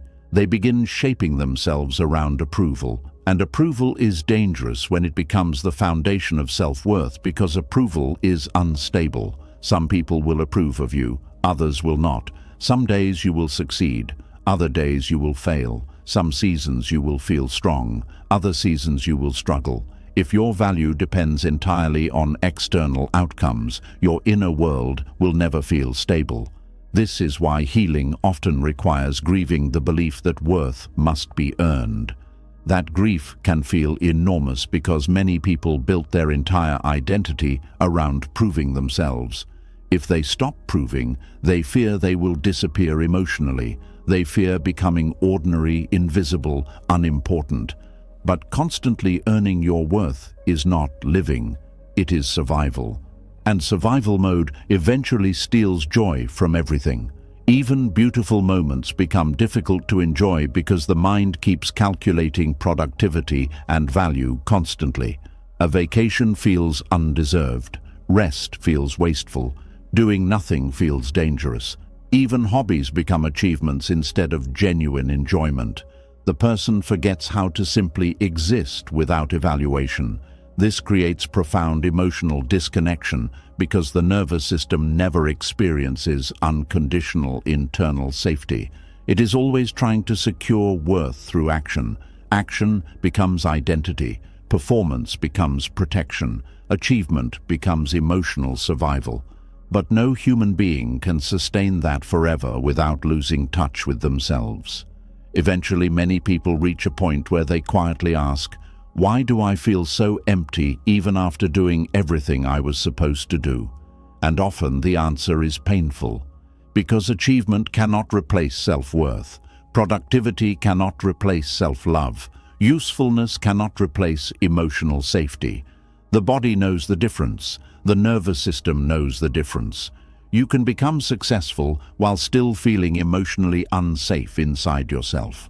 You can become admired while still feeling internally unworthy. You can become needed while still feeling deeply unseen. This is why healing requires more than external accomplishment. It requires rebuilding your relationship with worth itself. You must slowly learn that your value does not increase on productive days and decrease on difficult days. Your value does not disappear when you rest. Your value does not vanish when you struggle emotionally. Your value does not depend on constant usefulness. These truths may sound obvious intellectually, but emotionally they can feel almost impossible to believe at first, especially for people whose nervous system was trained around conditional approval. The body does not trust unconditional worth immediately. It expects conditions. It expects performance. It expects pressure. So when you first begin practicing gentleness with yourself, guilt often appears quickly. You rest, and guilt whispers. You say no, and guilt whispers. You stop overworking, and guilt whispers. You prioritize yourself, and guilt whispers. Because the old system inside you still believes worth must be earned through sacrifice and exhaustion.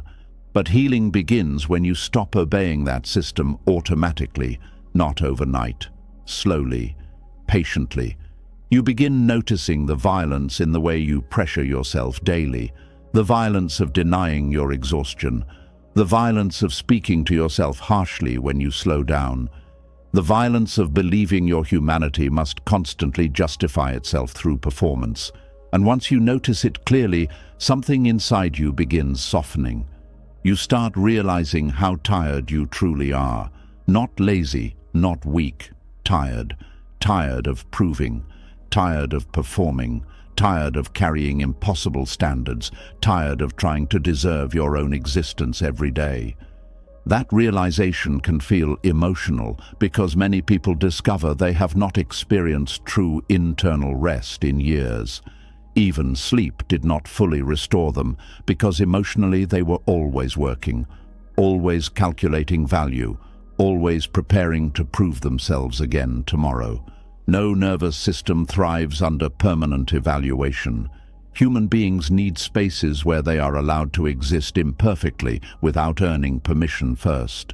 This is why unconditional love feels healing. This is why safe relationships feel healing.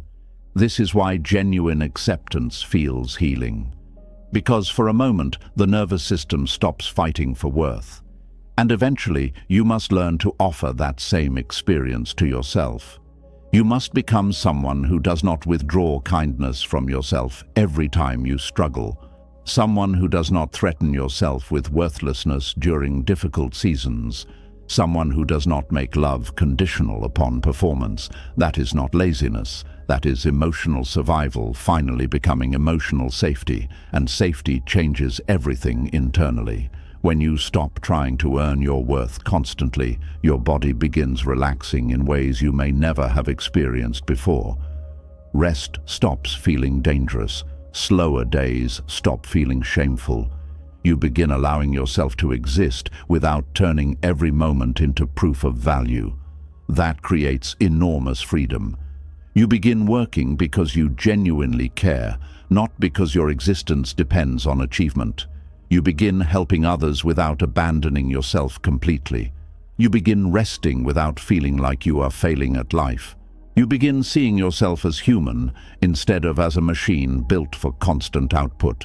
And slowly, your nervous system begins learning a truth it may have never fully trusted before. You do not have to exhaust yourself to deserve love. You do not have to suffer constantly to deserve rest. You do not have to prove your humanity through endless productivity. You do not have to earn your worth every morning when you wake up, because your worth was never supposed to be a daily performance. It was always supposed to be something you carried naturally simply because you are alive. And once you begin to see that your worth was never meant to be earned every morning, another quiet question starts rising from a deeper place inside you. If worth was never the reward for achievement, then why did so many things you finally fixed still fail to make you feel whole? Why did the thing you blamed for your unhappiness disappear, only for the emptiness to remain sitting there in silence? There is a strange sadness that comes after finally getting what you thought would save you. For years, you may have told yourself that peace would arrive after one specific thing changed. Maybe you thought you would finally feel enough when your body looked different. Maybe you thought you would finally breathe when your money improved. Maybe you thought everything would feel lighter once you became more confident, more successful, more disciplined, more loved, more respected, more healed. So you worked, you pushed, you waited, you built your hope around that one change. And then it happened. The thing shifted, the goal came closer, the problem got solved. The floor became smaller. The life looked better from the outside, but inside, something still felt empty. That emptiness can be confusing because it does not make sense at first. You thought the weight would disappear. You thought joy would rush in. You thought your mind would finally say, "There it is. Now I can rest." But instead, after a short moment of relief, the old ache returns in a different form, and now the pain feels even more frightening because the excuse you used to explain it is gone. Before you could say, "I feel this way because I have not fixed that yet," but after you fix it, what do you say?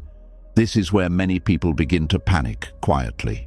They look around at the life they worked so hard to improve, and they wonder why their heart still feels untouched. They feel guilty for not feeling happier. They feel ungrateful for still feeling heavy. They feel ashamed because everyone else may see progress, but inside they still feel strangely far from peace. And that is the moment when deep healing begins asking for honesty, because sometimes the thing you blamed was never the real wound. It was only the place where the wound chose to speak. This is hard to accept because blaming one specific problem gives the mind something clear to chase. It says, "When I fix this, I will finally be free."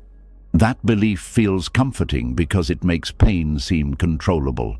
It gives suffering a simple shape. It creates a finish line. And human beings love finish lines because finish lines promise relief. But emotional pain is not always that simple. Sometimes what you call the problem is only the surface. Beneath it sits something older, quieter, and much more tender. The body you blamed may not have been the real wound. The real wound may have been years of feeling unworthy of being seen. The achievement you chased may not have been the real solution. The real ache may have been the need to finally feel valuable without proving anything. The relationship you thought would complete you may not have been the missing piece. The deeper hunger may have been the desire to feel safe inside yourself. And when the deeper wound remains unnamed, fixing the surface problem brings only temporary relief. This is why so many people feel confused after major life changes. They lose the weight, but still criticize the mirror. They get the job, but still feel like they are pretending. They receive the love, but still fear being abandoned. They make more money, but still feel unsafe. They move away, start over, change their routine, improve their habits, and still wake up with the same quiet heaviness living inside them. Not because the changes were useless, but because external change cannot fully heal internal disconnection. It can help, it can support healing, it can create better conditions, but it cannot replace the deeper work of meeting the pain you were hoping those changes would erase. That is where many people become trapped. They assume the emptiness means they chose the wrong goal, so they immediately search for another thing to fix, another habit, another flaw, another dream, another transformation. They think, maybe this was not enough, maybe I need more. More success, more beauty, more control, more discipline, more recognition, more healing, more achievement. And the chase begins again. But if the root wound is never touched, every new goal becomes another temporary distraction from the same old ache. This does not mean goals are bad. Growth is not the enemy.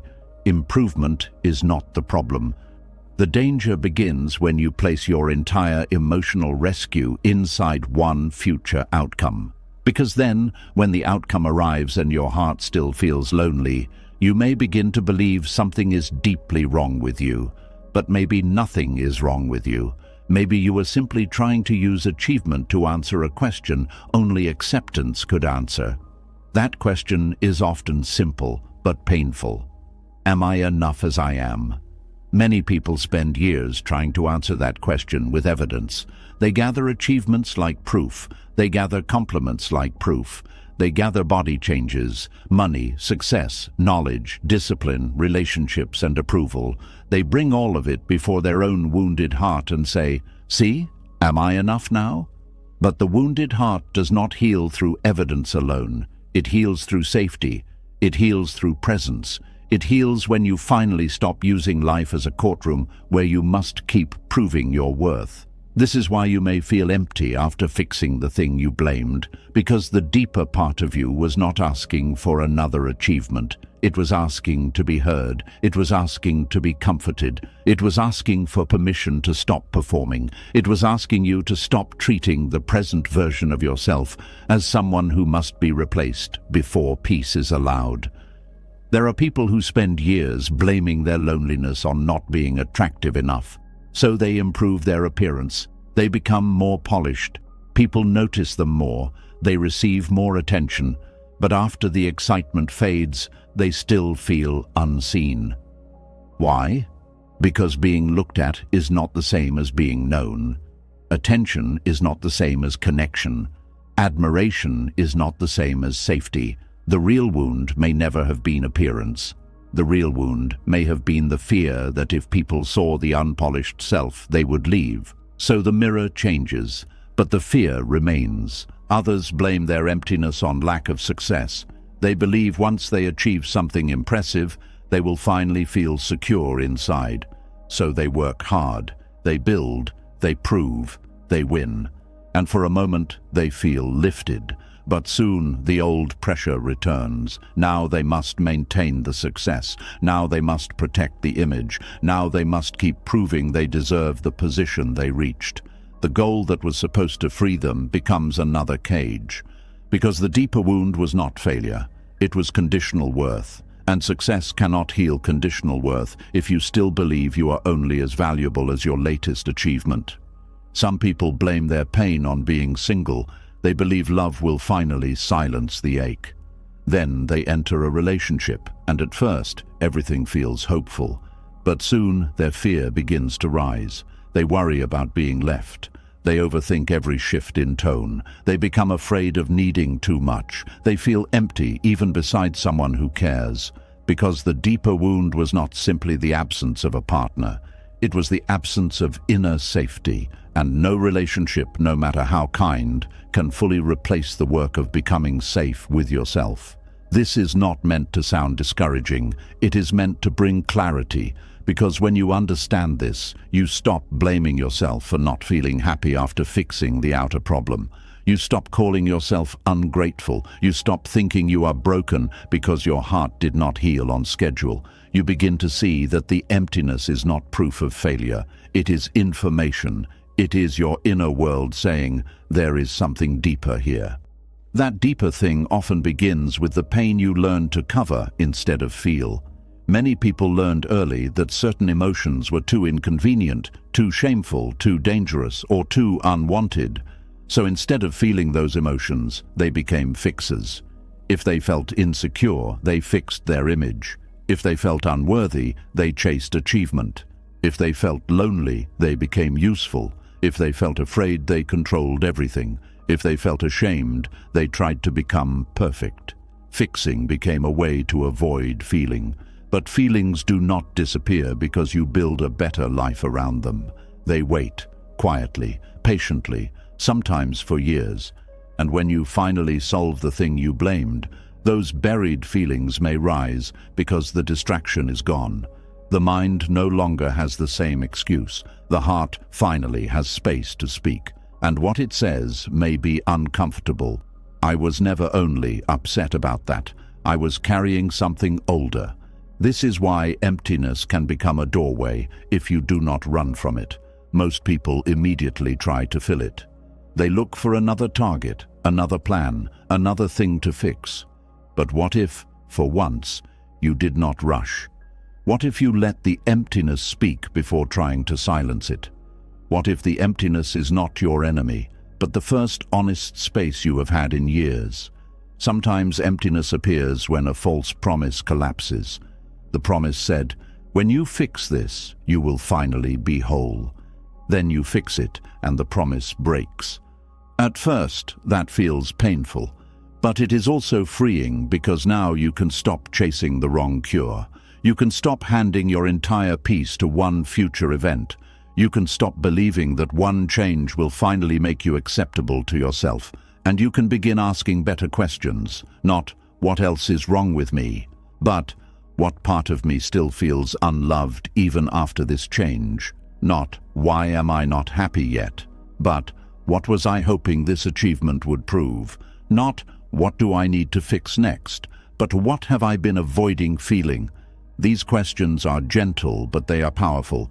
They move you from self-correction into self-understanding. And self-understanding reaches places self-improvement cannot touch. Because many times the emptiness after a solved problem is grief. Grief that you spent so long believing one flaw was the reason you were unlovable. Grief that you blamed your body, your personality, your past, your sensitivity, your lack of success, your awkwardness, your emotions, when really you were carrying a wound that needed compassion.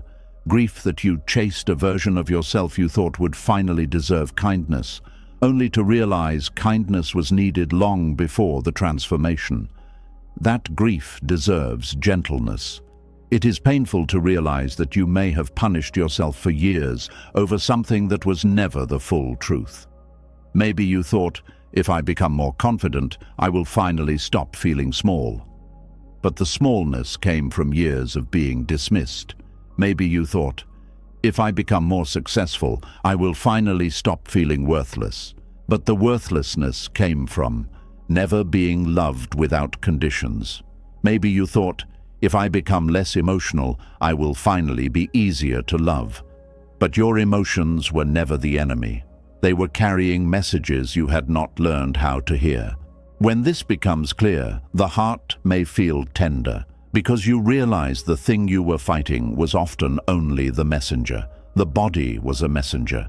The anxiety was a messenger. The loneliness was a messenger. The insecurity was a messenger. The overthinking was a messenger. The emptiness itself was a messenger. And instead of listening, you may have spent years trying to silence the message by fixing everything around it. That realization can begin a more honest kind of healing. A healing that no longer asks, how do I become impressive enough to stop hurting? But asks, where did I first learn that I had to be impressive to deserve peace? This is where depth begins, because surface fixing can make life look better, but deeper healing makes life feel safer. Surface fixing can change your appearance, habits, status, and environment. Deeper healing changes the way you relate to yourself when none of those things are enough to protect you from being human. And that is what many people are truly craving. Not just a better life, a safer inner world. They want to wake up without immediately needing to prove something. They want to rest without guilt. They want to be loved without performing. They want to make mistakes without collapsing into shame. They want to feel joy without fearing it will disappear. They want to exist without constantly checking whether they have earned the right to feel okay. That is the longing underneath many goals. But because the world teaches us to chase visible solutions, we often misread the longing. We think we want the perfect body, when we really want to stop feeling ashamed. We think we want endless success, when we really want to feel secure. We think we want everyone's approval, when we really want to stop abandoning ourselves. We think we want control, when we really want safety. This is why fixing the blamed thing can still leave you empty. Because the real desire was not always the thing itself. The real desire was the feeling you thought the thing would finally give you. Peace, belonging, worth, freedom, safety, love. And when the thing does not deliver those feelings permanently, disappointment rises. But disappointment can become wisdom if you let it. It can teach you that no single external fix can carry the full weight of your unhealed heart. It can teach you to stop asking one achievement to do the work of deep acceptance. It can teach you that healing must reach the place where the original belief was formed, the belief that you were not enough, the belief that you had to become more before you could rest, the belief that something about you made love difficult, the belief that peace would arrive only after you corrected yourself completely. Those beliefs are not healed by fixing one problem. They are healed by being questioned, softened, and replaced with something more true. And the truth is, you were never meant to wait until everything was fixed before feeling worthy of tenderness. You deserved tenderness during the struggle. You deserved care before the breakthrough. You deserved patience while you were confused. You deserved compassion even when you were still repeating old patterns. That may be hard to receive because many people only know how to offer themselves kindness after improvement. They say, I will be gentle with myself once I stop messing up. But that is backwards. Gentleness is not the reward after healing. Gentleness is part of what makes healing possible. This is why emptiness after success can be such an important teacher. It shows you where you were using achievement as permission to finally love yourself. And when the achievement fails to create lasting love, you are invited to stop outsourcing your worth to outcomes. That invitation can feel scary, because if you are no longer chasing one big fix, what do you do with the pain? You sit with it differently. You stop rushing to explain it away. You stop immediately turning it into another project. You listen for what it has been trying to say. Maybe the emptiness says, I am tired of being useful just to feel valuable. Maybe it says, I do not know who I am when I am not chasing approval. Maybe it says, I reached the goal, but I still do not feel safe being myself. Maybe it says, I wanted this thing to prove I am worthy, but I still do not believe it. That kind of honesty is not weakness. It is a doorway into truth. And truth is often quieter than the goals we chase. It does not always arrive with dramatic emotion.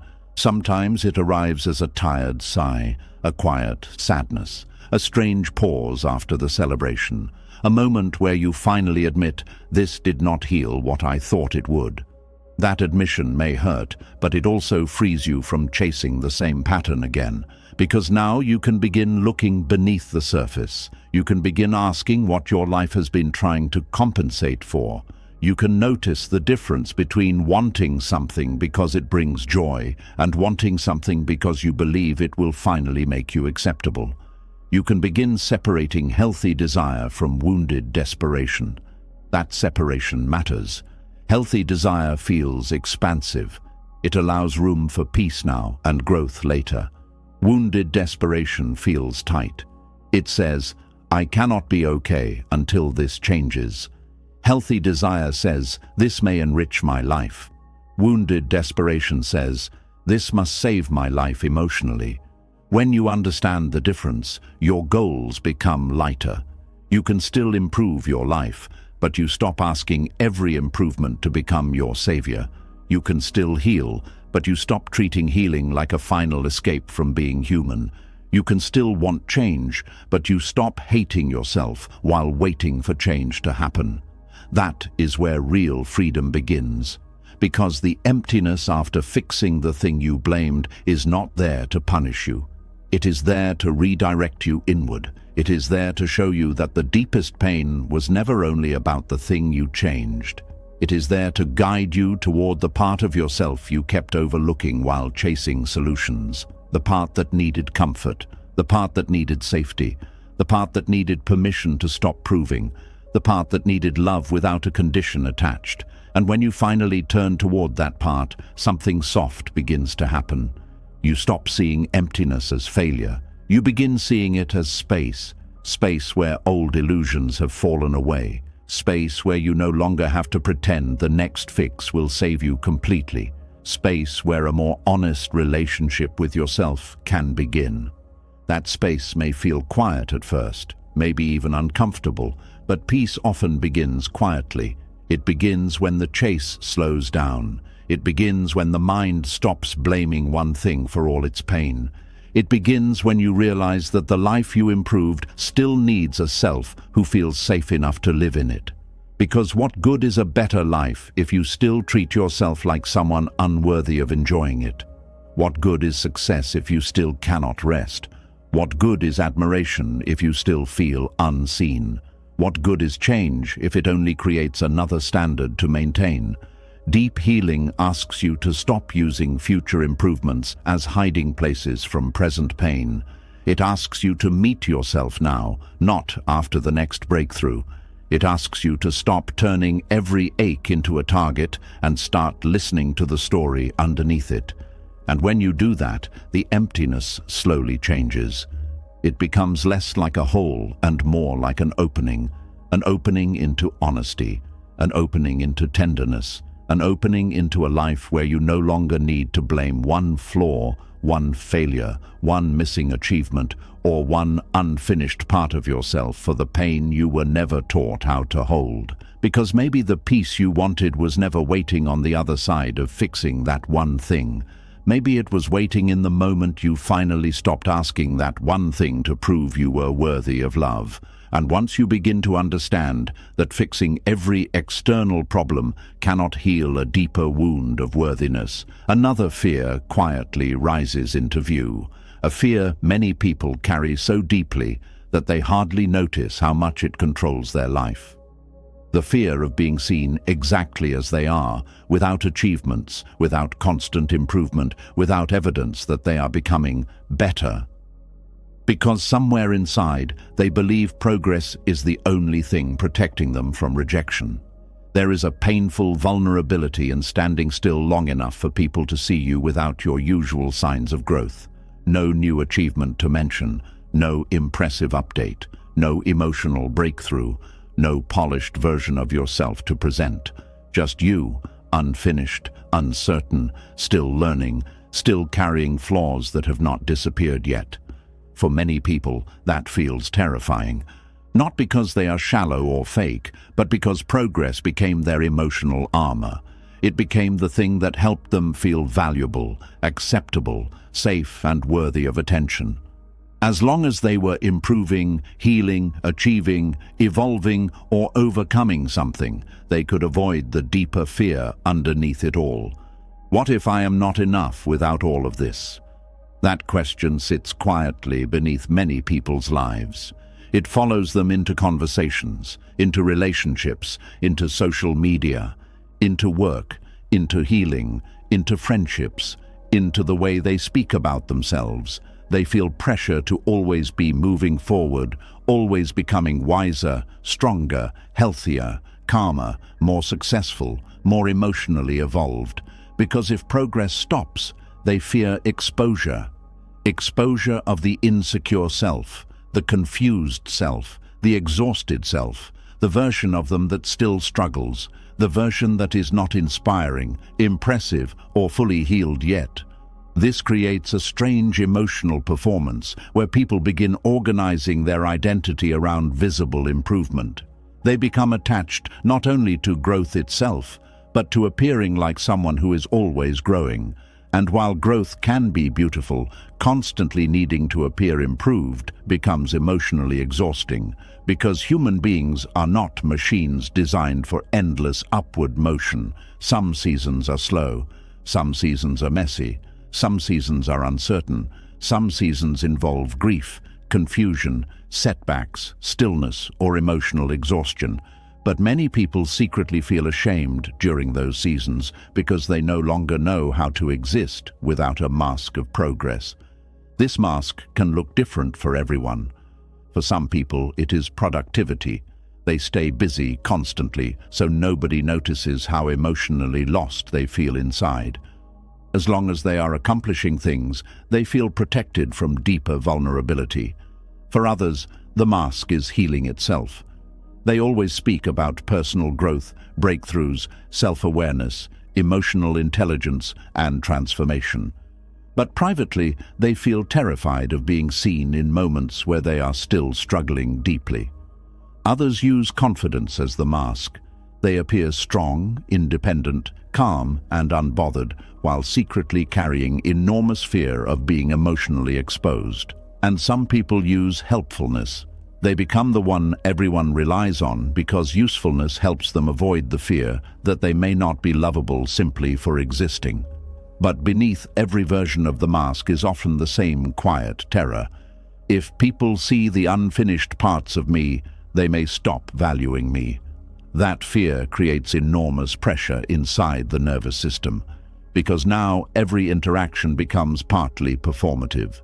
You feel pressure to present a version of yourself that appears stable, improving, healing, progressing, or succeeding. Even when you are hurting internally, you may feel unable to admit it fully because vulnerability feels dangerous without proof that you are working on it. This is why many people struggle to simply say, "I am having a hard time." Instead, they quickly add explanations. "But I'm improving. But I'm learning from it. But I'm healing. But I'm trying." Because they fear being seen without visible progress attached to the pain. Pain alone feels too risky, and this often begins very early in life. Some people learned that they received more attention when they performed well.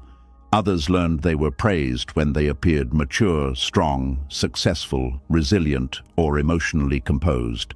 Some learned that vulnerability made others uncomfortable. Others learned that struggling openly brought criticism instead of comfort. So they adapted. They became high-functioning, self-aware, independent, productive, helpful, impressive, and slowly they stopped allowing themselves to simply be human in public. Everything became filtered through the need to remain emotionally acceptable. That creates deep loneliness, because people may admire the mask without truly knowing the person underneath it. Others may praise your growth while never seeing your fear. They may celebrate your strength while never noticing how tired you are from carrying it constantly. And over time, you may begin wondering whether people would still value you if the progress stopped for a while. Would they still stay if you were confused? Would they still care if you were not productive? Would they still love you if you were emotionally messy? Would they still see you if you were not constantly becoming better? Those questions hurt because many people secretly do not know the answer, not only because of how others treated them, but because they themselves have become uncomfortable with their own unfinished humanity. This is the hidden danger of building identity around progress.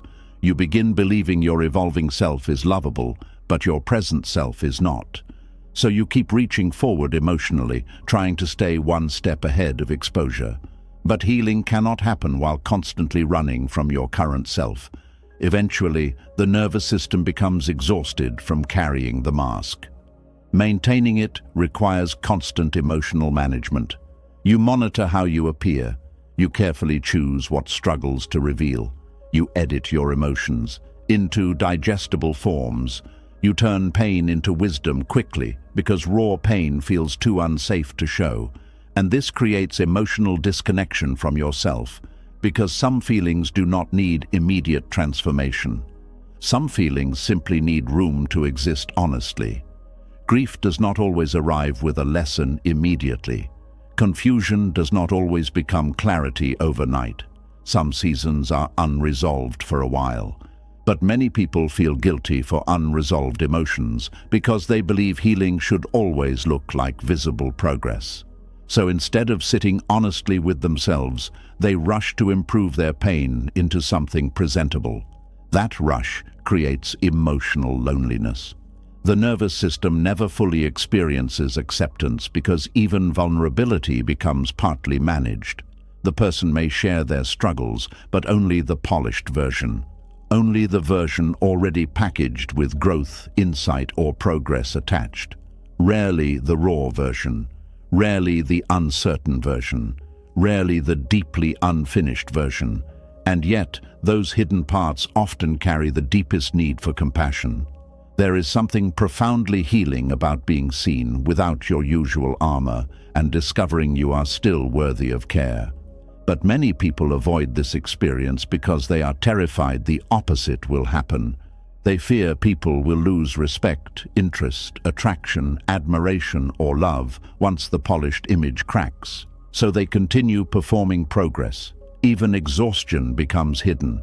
Even loneliness becomes hidden. Even fear becomes hidden beneath motivational language and emotional composure. But the body always knows when something is being carried alone.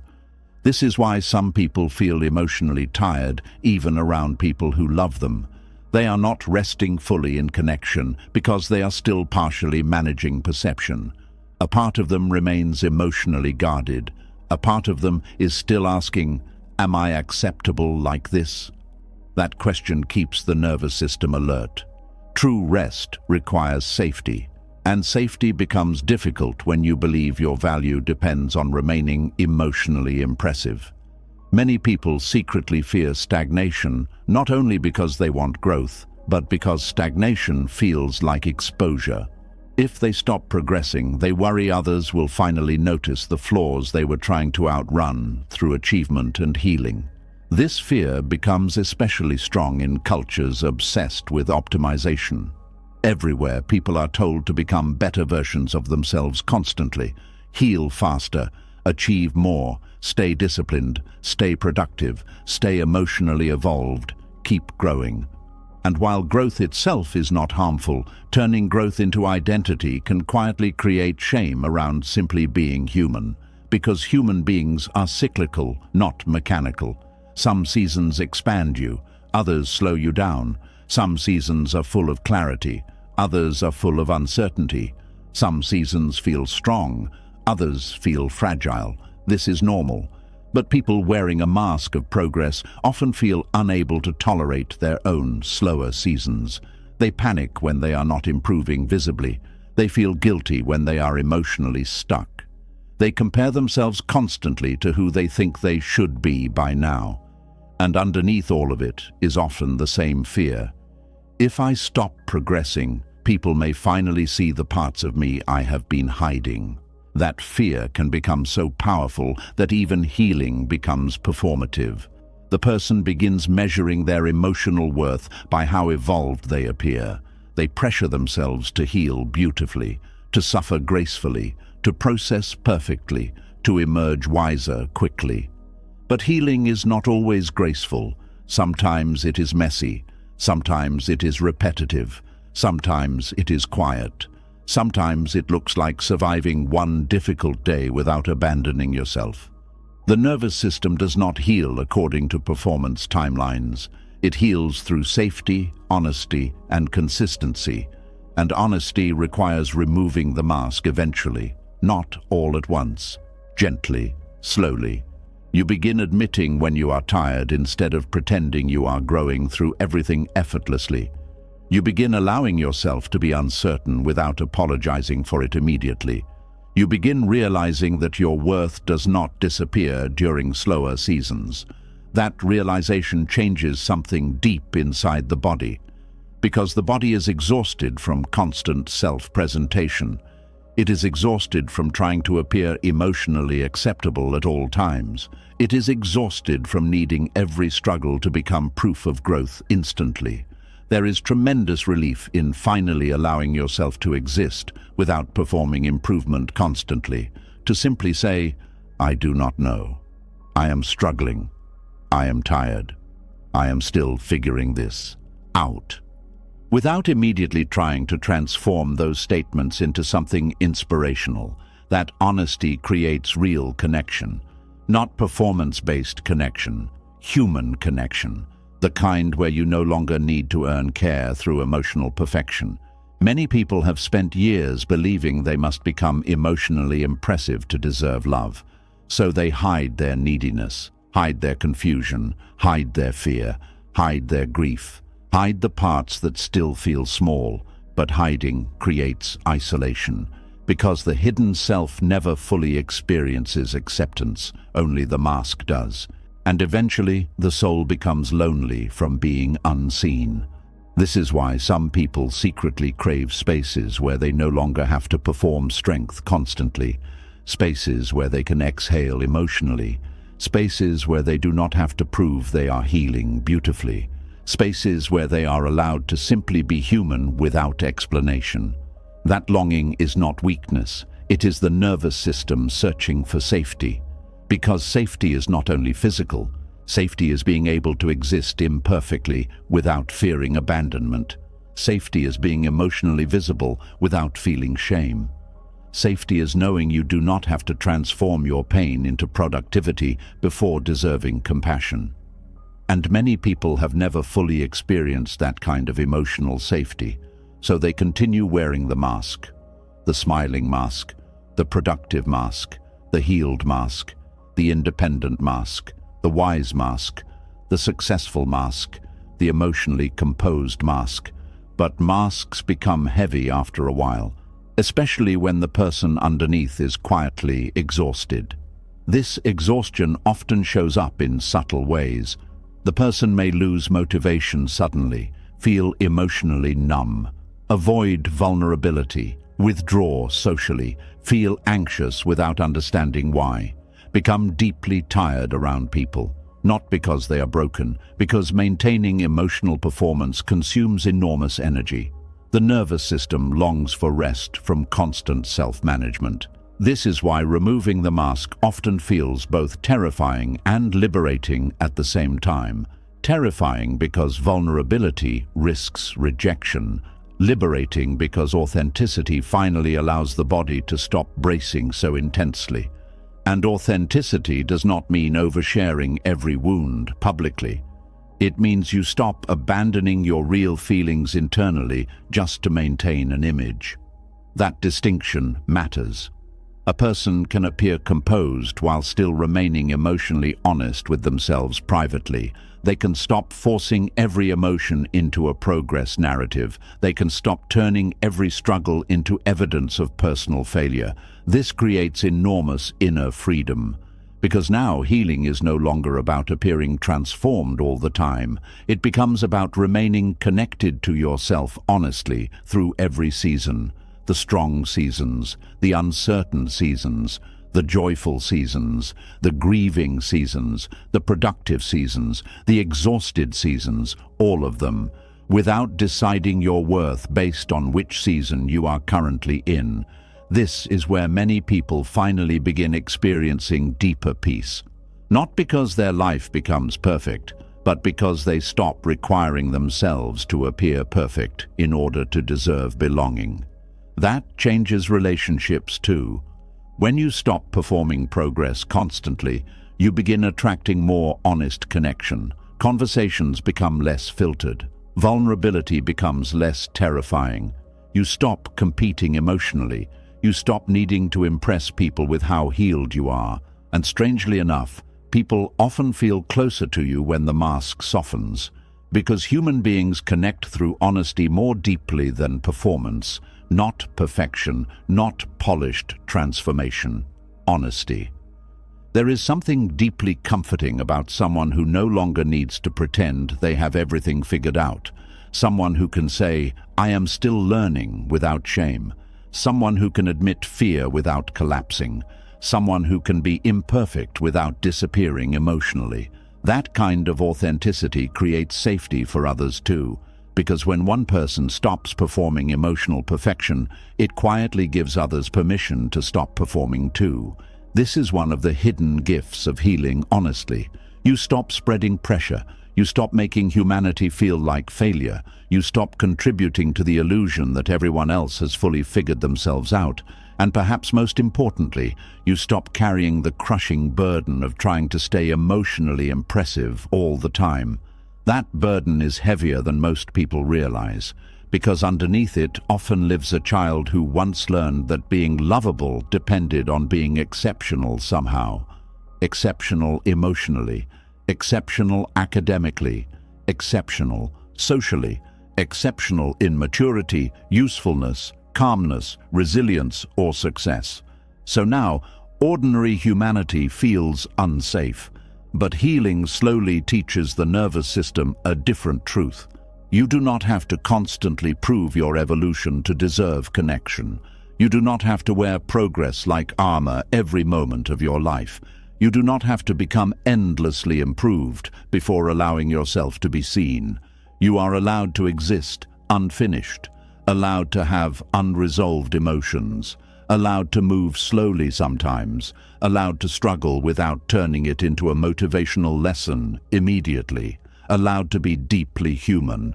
That realization softens something profound inside the body, because finally there is room to breathe, room to stop performing, room to stop editing yourself constantly, room to stop chasing worth through visible transformation. And in that room, something beautiful begins happening quietly. The nervous system starts relaxing, the heart starts opening, the mask starts loosening, and underneath all the pressure to become someone impressive enough to deserve love, you begin rediscovering the self that never actually needed the performance in the first place. And once the mask begins loosening, another truth quietly rises from underneath it.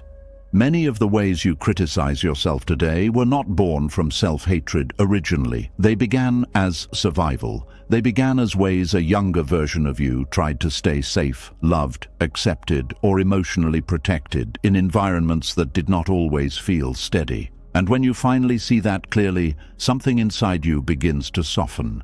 There are moments in adulthood that seem small on the surface, but trigger enormous reactions inside the body. A certain tone of voice makes your chest tighten. Someone being disappointed in you feels unbearable. A mistake ruins your whole day. Silence from another person sends your thoughts racing. Criticism lingers for weeks. You apologize too quickly. You over-explain. You feel guilty resting. You panic when someone seems upset with you, and deep down, part of you already knows the reaction is bigger than the moment itself. That is because the body is not only responding to the present, it is remembering the past, Many of the habits people now call overthinking, people-pleasing, perfectionism, emotional sensitivity, or self-criticism did not appear randomly.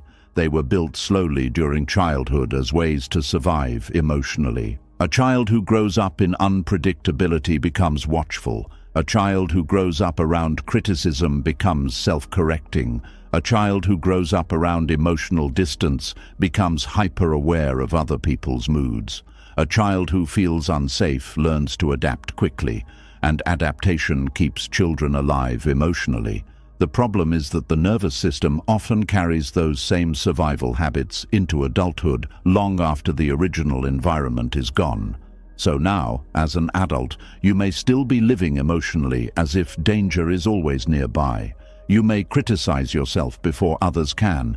You may monitor your behavior constantly. You may overwork to avoid feeling worthless. You may become terrified of disappointing people. You may hide emotions because vulnerability once felt unsafe. Not because you are broken, because your nervous system learned these patterns early and repeated them for years. This changes the way you see yourself, because when people only look at the adult behavior without understanding the original pain underneath it, they often shame themselves unfairly. They call themselves weak, needy, dramatic, too sensitive, too anxious, too emotional, too difficult. But many times those reactions are simply old survival strategies still trying to protect you. A child who had to stay alert to avoid conflict may become an adult who cannot relax fully around people. A child who learned love could disappear after mistakes may become an adult obsessed with perfection. A child who felt unseen may become an adult who constantly seeks validation. A child who was punished for emotions may become an adult disconnected from their own feelings. A child who had to become emotionally mature too early may become an adult who struggles to rest. None of these patterns appeared out of nowhere. And understanding that creates compassion, not excuses. Compassion. There is a huge difference.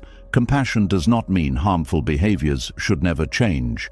It means you stop approaching yourself like an enemy while trying to understand why those behaviors exist in the first place.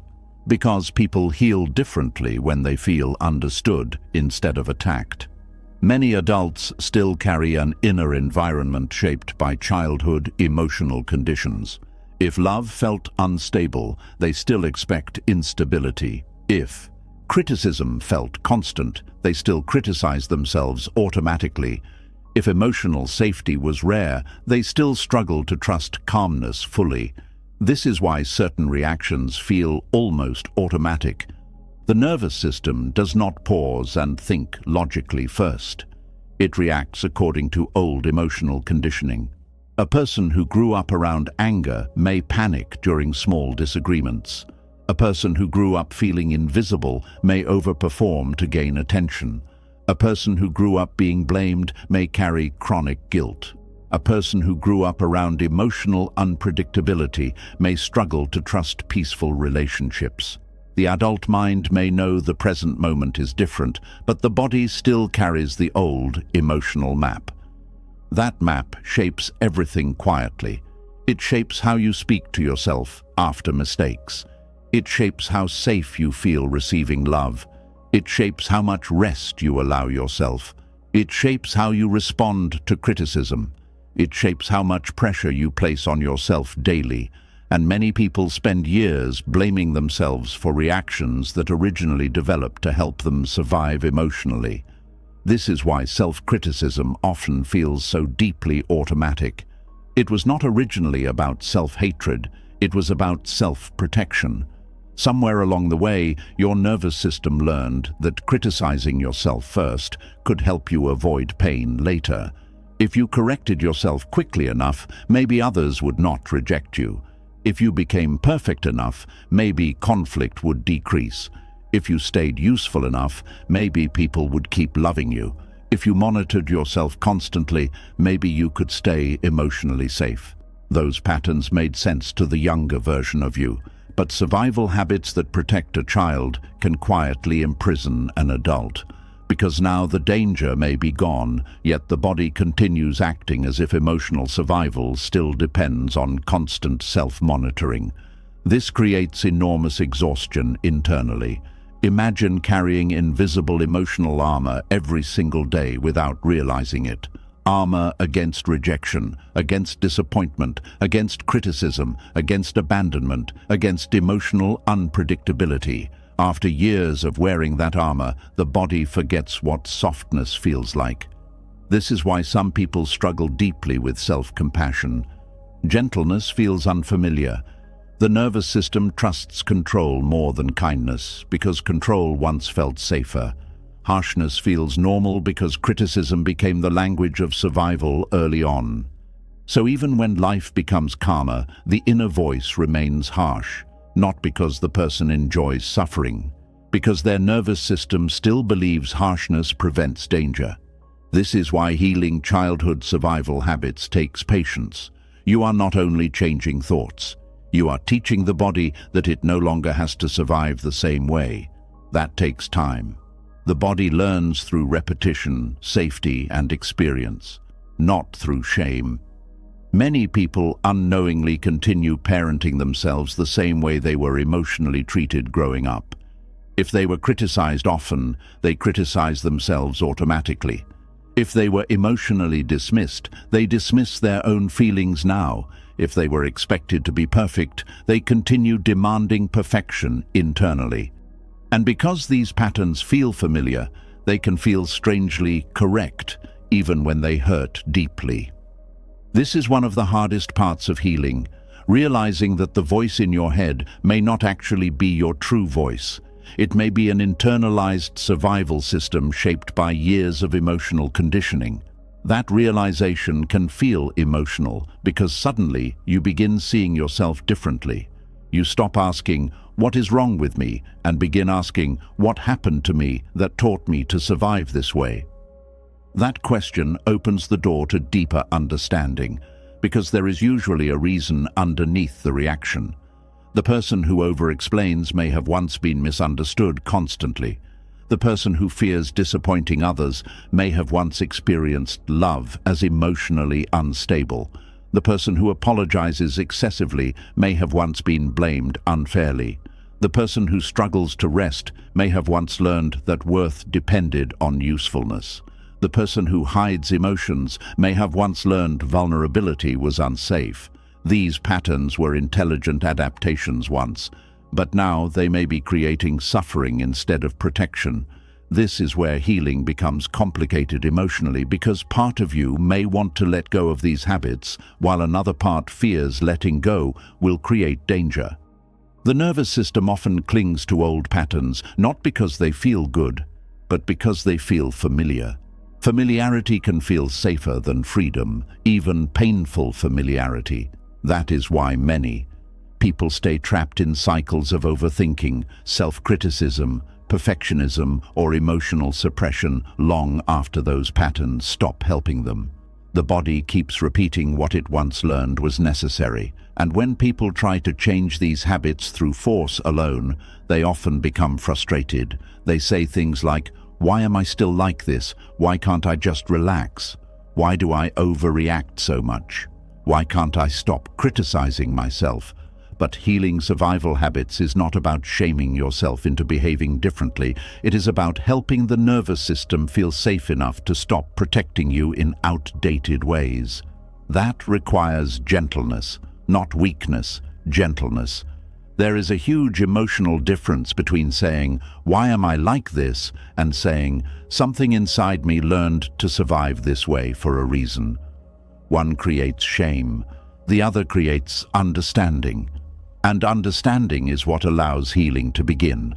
Many adults are secretly carrying younger versions of themselves that never fully felt emotionally safe. The younger self may still fear rejection intensely, still fear conflict, still fear failure, still fear abandonment, still fear not being enough.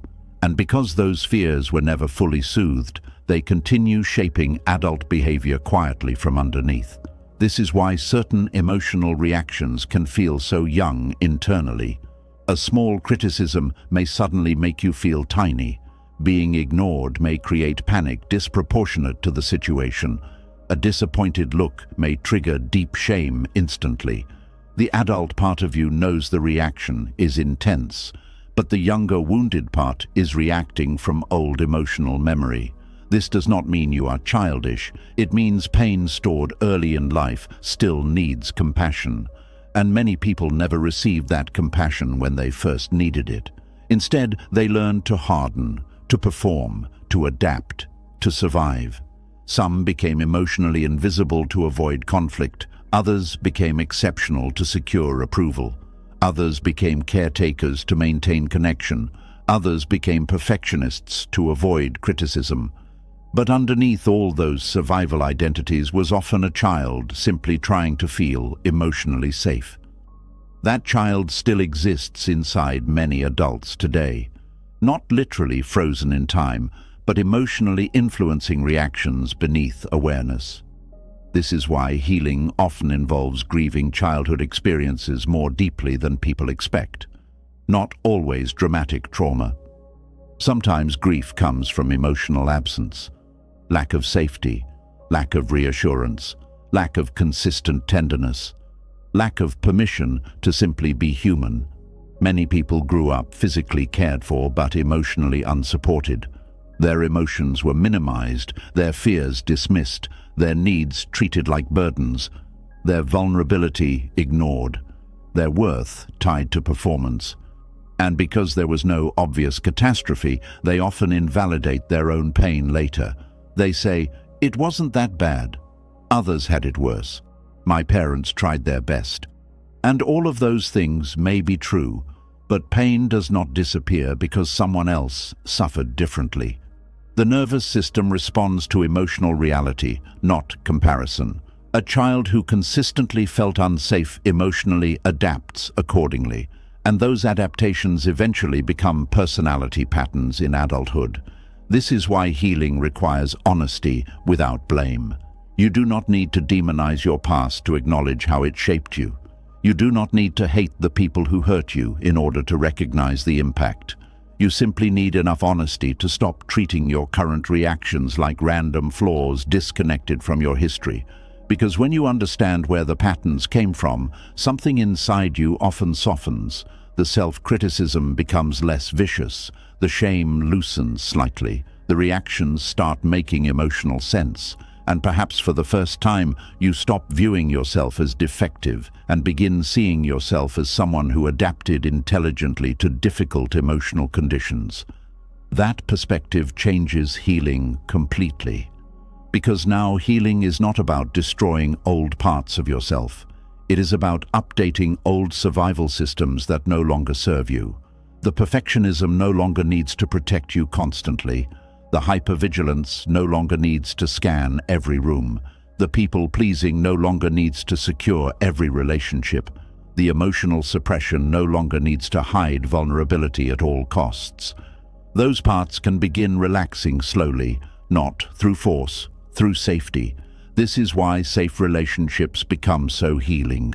A calm nervous system beside yours begins teaching your body something new. Consistent care teaches the body that love does not always disappear after mistakes. Healthy boundaries teach the body that conflict does not automatically equal abandonment. Emotional honesty teaches the body that vulnerability can survive connection. The nervous system slowly relearns life through experience. And perhaps one of the most healing experiences of all is learning that you no longer have to parent yourself through fear. You no longer need to motivate yourself through shame. You no longer need to insult yourself into improvement. You no longer need to carry emotional armor every second of the day. That realization can feel almost unbelievable at first, because many people have spent decades living in emotional survival mode without realizing it. They thought constant tension was normal, constant self-monitoring was normal, constant guilt was normal. But survival mode is not peace, it is endurance. And human beings deserve more than endless endurance. They deserve softness too. This is why healing childhood survival habits is not about becoming someone entirely new. It is about allowing the nervous system to finally experience what it may have lacked earlier: safety, patience, gentleness, emotional consistency, and unconditional worth. Those experiences slowly change the body from the inside out. You stop reacting to yourself with immediate shame. You stop seeing every emotion as a problem. You stop panicking over imperfection. You stop needing to earn love constantly. You begin resting more deeply, breathing more fully, existing more honestly, and slowly the inner world becomes less hostile. Not because you suddenly become flawless, but because you finally understand that many of the parts you hated were never trying to ruin your life. They were trying to protect it, even if imperfectly, even if painfully, even if the protection eventually became exhausting. That understanding changes self-criticism into compassion, and compassion is often the beginning of the deepest healing. Because the moment you stop viewing yourself as broken and begin viewing yourself as someone who adapted to survive emotionally, you stop fighting yourself so violently. You begin listening instead. You begin comforting instead of punishing. You begin asking what your nervous system still fears. You begin offering yourself the safety you once searched for everywhere else. And maybe for the first time in a very long while, the younger part of you finally starts realizing something life-changing. The danger is not everywhere anymore. You do not have to keep surviving every moment like you once did, and you no longer have to turn against yourself just to stay safe in the world. And once you begin to understand that many of your harshest patterns were once survival habits, another feeling slowly rises into awareness. A feeling that is difficult to explain because it hides beneath productivity, healing, discipline, ambition, and constant growth. From the outside, your life may look full of movement, but inside there is often a quiet loneliness that comes from never feeling allowed to simply stay as you are. Because when your entire life becomes centered around improving yourself, you slowly stop feeling emotionally known. There is a strange sadness in always feeling like your current self is only a temporary version waiting to become acceptable later. It creates a life where you are constantly reaching forward emotionally, trying to become more healed, more confident, more disciplined, more successful, more self-aware, more emotionally stable. And while growth itself is not wrong, something painful begins happening when self-improvement becomes your primary relationship with yourself. You stop meeting yourself. You start managing yourself. Every emotion becomes something to optimize. Every habit becomes a project. Every weakness becomes evidence that more work is needed. Even moments that should feel human and ordinary become opportunities for self-correction. And slowly, without realizing it, you become emotionally alone inside your own life. Many people who are deeply committed to improving themselves secretly carry enormous loneliness underneath their discipline, not because they are failing at growth, but because they no longer know how to exist without trying to become someone else. This creates a painful internal distance. The current version of you never fully receives love because all your attention is aimed toward the future version. You tell yourself you will finally relax later, finally feel worthy later, finally feel proud later, finally allow softness later, after more healing, after more growth, after more improvement. But later keeps moving, and the present self quietly waits for acceptance that never fully arrives. That waiting becomes heartbreaking over time, because human beings need more than progress. They need connection. They need rest from constant self-evaluation. They need moments where they are not viewed as unfinished projects. But many people do not know how to offer that to themselves anymore. Their mind became a workplace instead of a home. Everything is measured, tracked, analyzed, improved. Even healing becomes lonely when it turns into endless self-monitoring. You begin reading books, listening to advice, journaling, reflecting, changing habits, learning psychology, studying attachment styles, understanding trauma, observing your patterns. And while those things can help deeply, there comes a point where you may realize something painful. You have spent so much time analyzing yourself that you forgot how to simply be with yourself. That creates emotional exhaustion no amount of self-awareness can fully solve.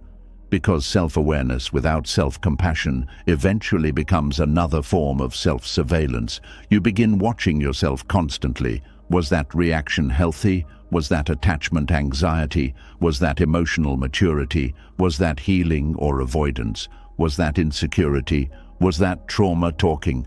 And while understanding yourself matters, endless analysis can slowly remove you from the actual experience of living. You stop feeling life directly. You start evaluating life constantly. This is one of the loneliest parts of chronic self-improvement. Your mind rarely rests because there is always another layer to work on, another flaw to heal, another trigger to understand, another pattern to correct. And because growth becomes endless, peace keeps getting postponed. Many people secretly believe they are only lovable while improving. As long as they are trying, healing, evolving, and becoming better, they feel emotionally acceptable. But if they stop progressing for a while, shame quickly appears. Rest begins feeling dangerous. Slower seasons feel embarrassing. Emotional setbacks feel humiliating because their identity became attached to growth itself, not healthy growth, compulsive growth, growth driven by fear of remaining the same. That fear creates isolation inside the self. You begin feeling disconnected not only from others, but from your own current experience. Even your sadness becomes interrupted by improvement language. Even your pain becomes something you rush to transform into wisdom quickly. You rarely allow yourself to simply struggle honestly without turning it into another lesson or breakthrough. And eventually, the soul becomes tired from always needing to evolve. There are people who genuinely do not remember the last time they felt emotionally relaxed around themselves. Every day feels like another attempt to become emotionally acceptable. Even moments of rest are filled with thoughts about what still needs work. That is not peace. That is emotional labor without end. And what makes this loneliness so strange is that it often exists even when other people admire you.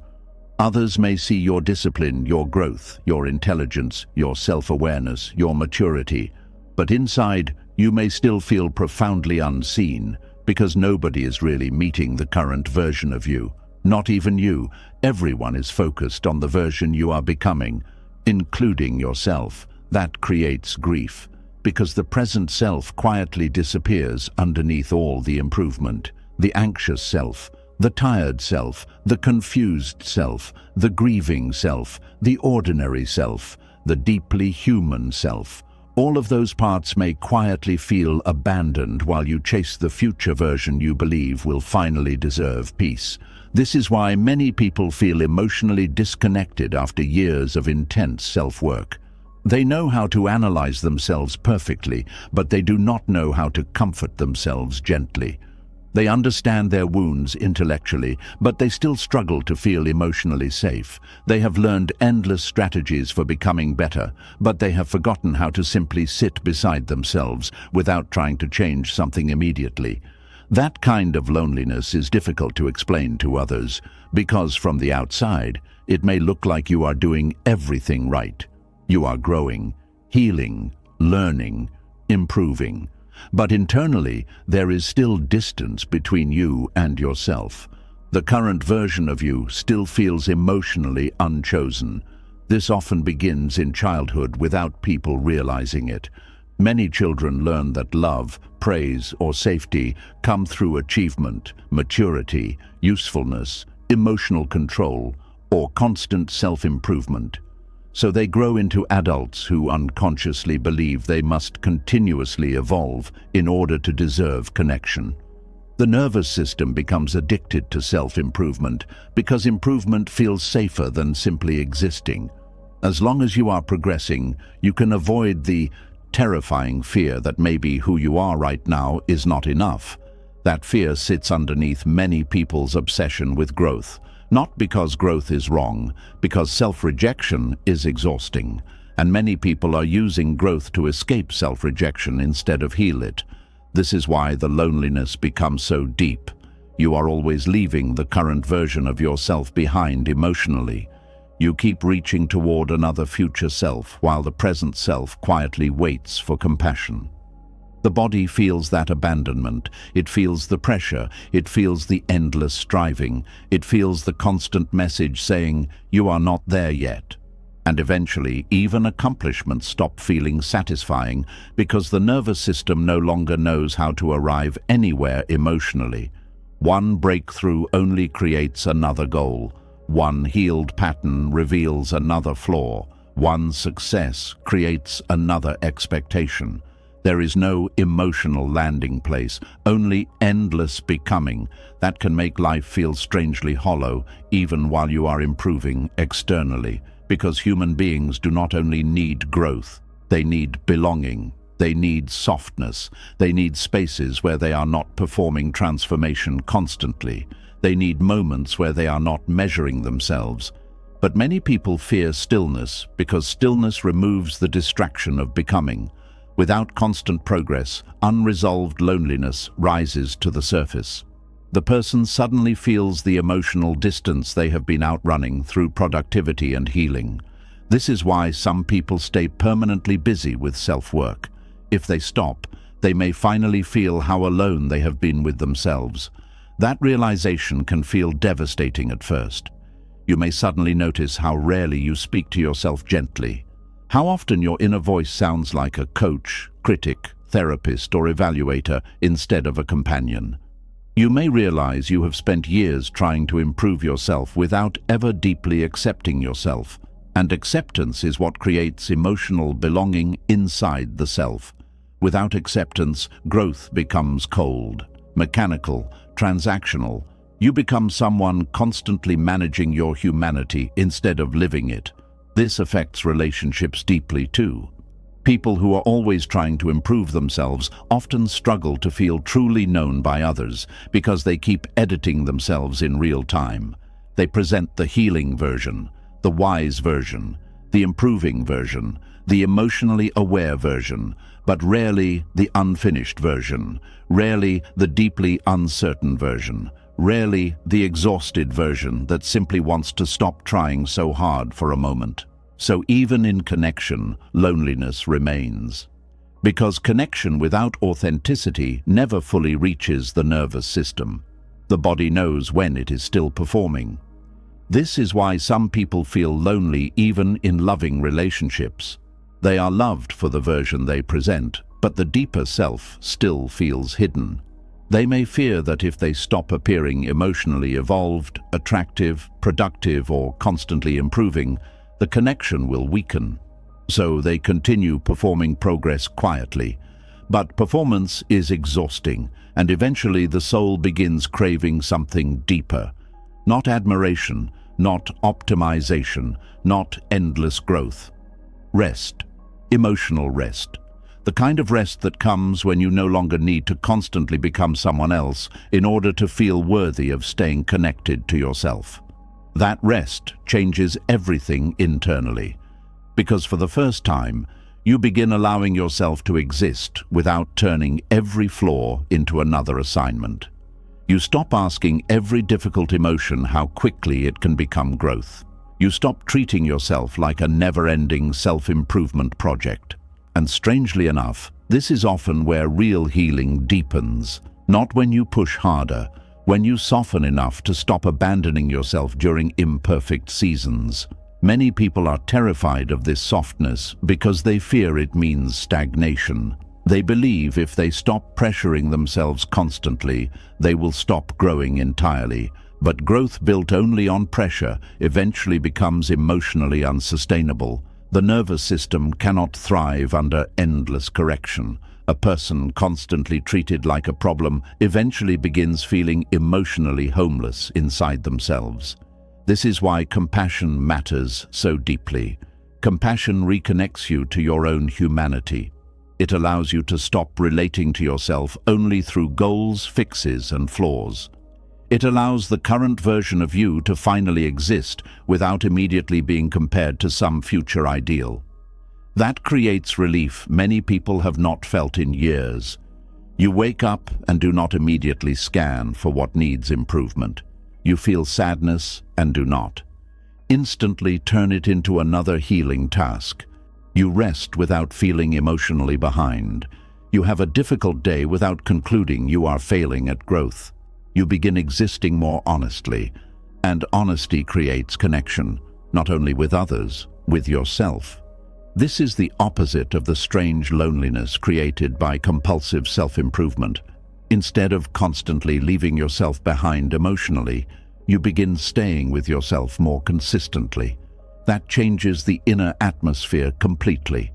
The nervous system relaxes.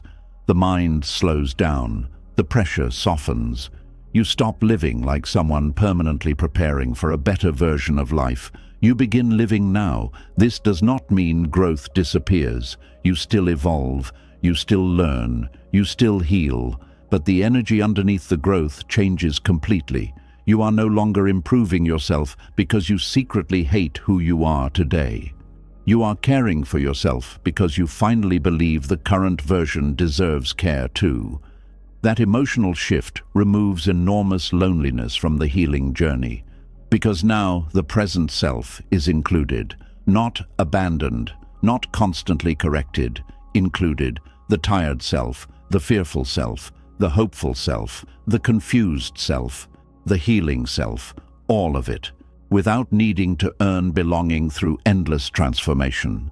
This is why many people cry unexpectedly when they finally experience unconditional acceptance. Their nervous system realizes how long they have been carrying the pressure to become more before deserving love. They realize how lonely it felt always trying to improve themselves into worthiness, and once that realization arrives, something important begins happening internally. The chase slows down, not ambition, not healthy growth, the desperate emotional chase to finally become acceptable. That chase begins fading because you no longer need to use constant improvement as proof of value. You begin understanding something deeper. The current version of you was never supposed to be treated like an obstacle standing in the way of love. The current version was the one needing love all along. That realization changes how you breathe, how you rest, how you heal, how you speak to yourself after difficult days, how you exist during unfinished seasons. And maybe, for the first time in a very long while, you begin experiencing something unfamiliar but deeply healing. You begin feeling less alone inside your own life, not because all your flaws disappeared, not because your healing became complete, but because you finally stopped forcing yourself to earn connection with yourself through endless improvement. And in that softer space, the nervous system slowly begins learning a truth it may have never fully trusted before. You are allowed to belong to yourself even before you become everything you hope to be. And once you begin to feel less alone inside your own life, another truth quietly begins revealing itself. The reason acceptance feels so difficult is not because you are weak or incapable of healing. For many people, acceptance feels dangerous because their nervous system was shaped in environments where relaxing emotionally did not feel safe. And when chaos becomes familiar, peace can feel deeply uncomfortable at first. There is a strange fear that appears when someone who has spent years surviving finally tries to soften. Part of them wants rest desperately. They are tired of overthinking, tired of carrying emotional armor, tired of proving themselves constantly. But another part of them becomes afraid the moment they stop fighting, because fighting once kept them safe. This is why acceptance can feel terrifying to people who grew up around emotional unpredictability. To someone whose nervous system was shaped by chaos, tension feels normal. Hypervigilance feels responsible. Worry feels protective. Constant self-monitoring feels necessary. So when life finally offers calmness, the body does not immediately trust it. It waits for something to go wrong. Many people think healing means instantly feeling peaceful once the chaos ends. But the nervous system does not work that way. A body trained in survival often carries survival long after the danger disappears. The mind may consciously want rest, but the body still expects instability. This creates painful inner conflict. You crave peace, yet peace feels unfamiliar.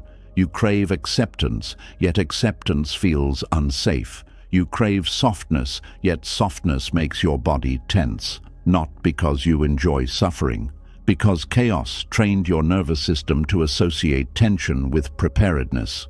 And preparedness once meant survival. A child who grows up around emotional unpredictability learns quickly that relaxing completely can become dangerous. If a parent's mood changes suddenly, the child becomes watchful. If love feels inconsistent, the child becomes alert. If conflict appears unexpectedly, the child learns to anticipate emotional shifts before they happen. The nervous system adapts intelligently. It says, stay ready. Stay aware, stay careful, stay emotionally prepared. That adaptation may protect the child in chaotic environments. But later in adulthood, the same survival system can quietly steal peace from everyday life, because now the body no longer knows how to feel safe in calmness. Stillness feels suspicious, rest feels irresponsible, acceptance feels like letting your guard down too much. And this becomes especially painful during healing because people often become frustrated with themselves. They say things like, "Why can't I just relax? Why do I feel anxious when things are finally okay? Why does peace make me uncomfortable?" The answer is often heartbreaking in its simplicity. Your nervous system learned that safety depended on staying alert. This is why some people sabotage peaceful moments without understanding why. When life becomes calm, the body begins searching for danger automatically because chaos once felt familiar. The absence of tension can actually trigger anxiety because the nervous system mistakes calmness for vulnerability. For someone raised in emotional unpredictability, hypervigilance becomes identity. They become the one who thinks ahead, the one who anticipates problems, the one who prepares for disappointment, the one who notices every shift in mood, the one who cannot fully relax around uncertainty. And over time, they begin believing this constant tension is simply their personality. But often, it is survival. This is important to understand because many people shame themselves for nervous system responses that once protected them emotionally. They criticize themselves for being anxious, overthinking, emotionally reactive, or unable to trust peace. But the body is not trying to ruin their life. It is trying to prevent old pain from happening again. That changes the conversation entirely, because now healing is no longer about forcing yourself to calm down. It becomes about helping the nervous system slowly understand that the present is different from the past. And that takes patience. A nervous system trained in chaos does not immediately trust acceptance because acceptance feels too exposed. If you stop scanning for danger, what happens if danger returns? If you stop criticizing yourself, what happens if you become careless? If you stop preparing for rejection, what happens if rejection suddenly appears again? These fears live deep in the body, not always consciously. Sometimes they show up quietly through behavior. You struggle to enjoy good moments fully because you expect them to disappear. You feel guilty during rest because your body equates stillness with vulnerability. You stay emotionally guarded even with kind people. You over-prepare for conversations. You replay mistakes constantly. You feel uneasy when life becomes too calm. All of these responses make emotional sense when seen through the lens of survival. A nervous system shaped by chaos often believes that constant tension prevents future pain. So letting go of tension feels risky. Acceptance feels like lowering defenses. Peace feels temporary. Trust feels dangerous. This is why many people unconsciously recreate emotional chaos in adulthood. Not because they want suffering, but because the nervous system feels more familiar inside intensity than calmness. Calmness feels uncertain. Chaos feels recognizable. A healthy relationship may feel emotionally confusing because there is less unpredictability to track. A peaceful day may create restlessness because the body is waiting for disruption. Even kindness can feel suspicious because the nervous system expects hidden conditions. This creates deep emotional exhaustion. The person becomes trapped between craving peace and fearing it at the same time. That tension affects every area of life. Relationships become difficult because vulnerability feels unsafe. Rest becomes difficult because stillness activates anxiety. Self-acceptance becomes difficult because criticism once felt protective. Joy becomes difficult because the body expects loss. And perhaps most painfully, the person begins distrusting their own softness. They believe if they stop pushing themselves constantly, everything will fall apart. This belief often develops in childhood environments where emotional safety depended on staying alert. Maybe the child became the emotional caretaker in the family. Maybe they had to predict moods to avoid conflict. Maybe they learned to stay hyper-aware because unpredictability carried emotional consequences. So now, as adults, they carry enormous tension inside the nervous system without realizing how much energy it consumes. The body never fully rests. Even sleep may not feel restorative because internally the nervous system remains partially activated, always preparing, always monitoring, always bracing. This is why acceptance can initially feel terrifying instead of comforting. Acceptance asks the nervous system to stop fighting temporarily. It asks the body to unclench. It asks the mind to stop scanning for flaws constantly. But for a survival-based nervous system, unclenching feels exposed. The body wonders, what if something bad happens while I am relaxed? That question lives underneath many people's inability to feel safe, not intellectually, physically. The body itself remembers chaos, and the body remembers longer than the conscious mind sometimes does.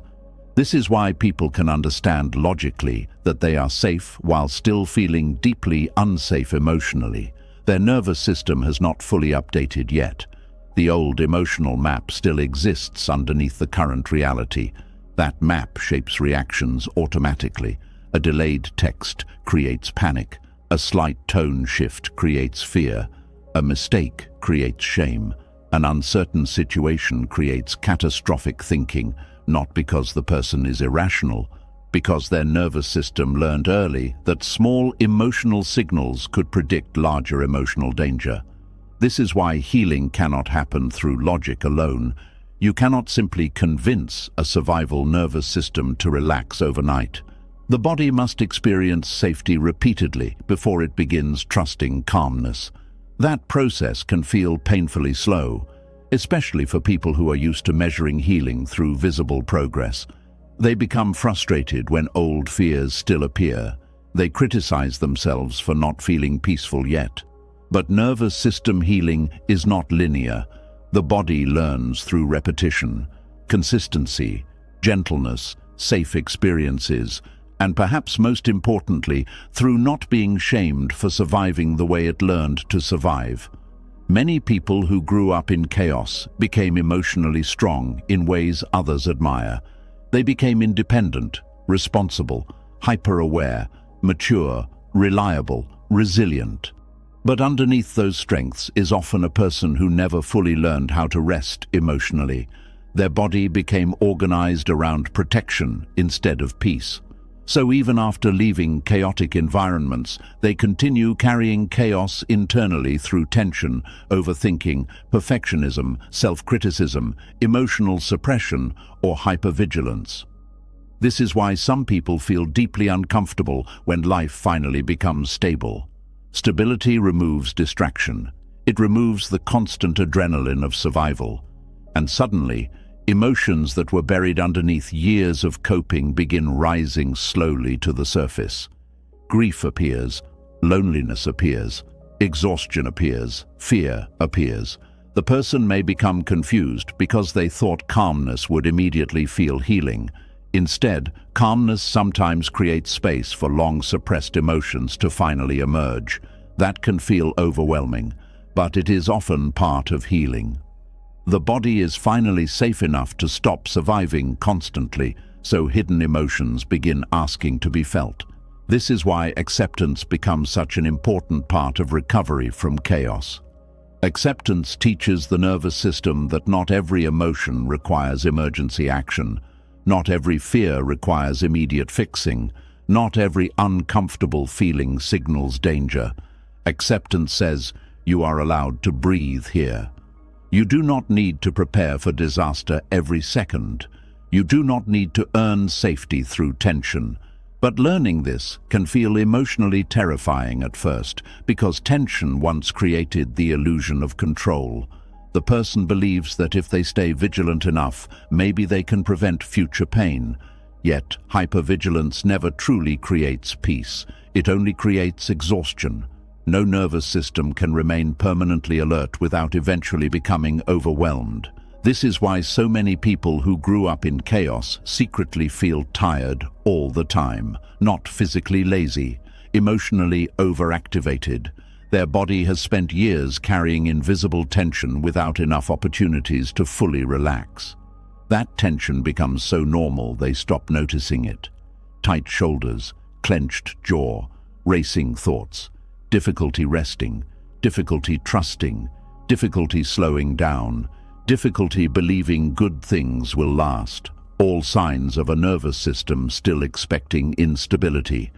And underneath all of it is often a very scared younger part still asking, am I safe yet? That question deserves compassion, not shame, because many adults are still trying to create the emotional safety they lacked earlier in life. Some try to create it through control, others through perfectionism, others through achievement, others through emotional independence. But true safety cannot be built entirely through external control. Eventually, safety must also be felt internally. That is where acceptance becomes life-changing. Not passive acceptance, not giving up, but acceptance of the present moment without immediately treating it like a threat. Acceptance of your humanity without constant correction, acceptance of rest without guilt, acceptance of calmness without expecting punishment afterward. These experiences slowly teach the nervous system something new. Peace is not danger, softness is not weakness, stillness is not failure. You do not need to stay emotionally armed every moment to survive life. That lesson takes time to trust fully, especially for people whose bodies spent years equating relaxation with vulnerability.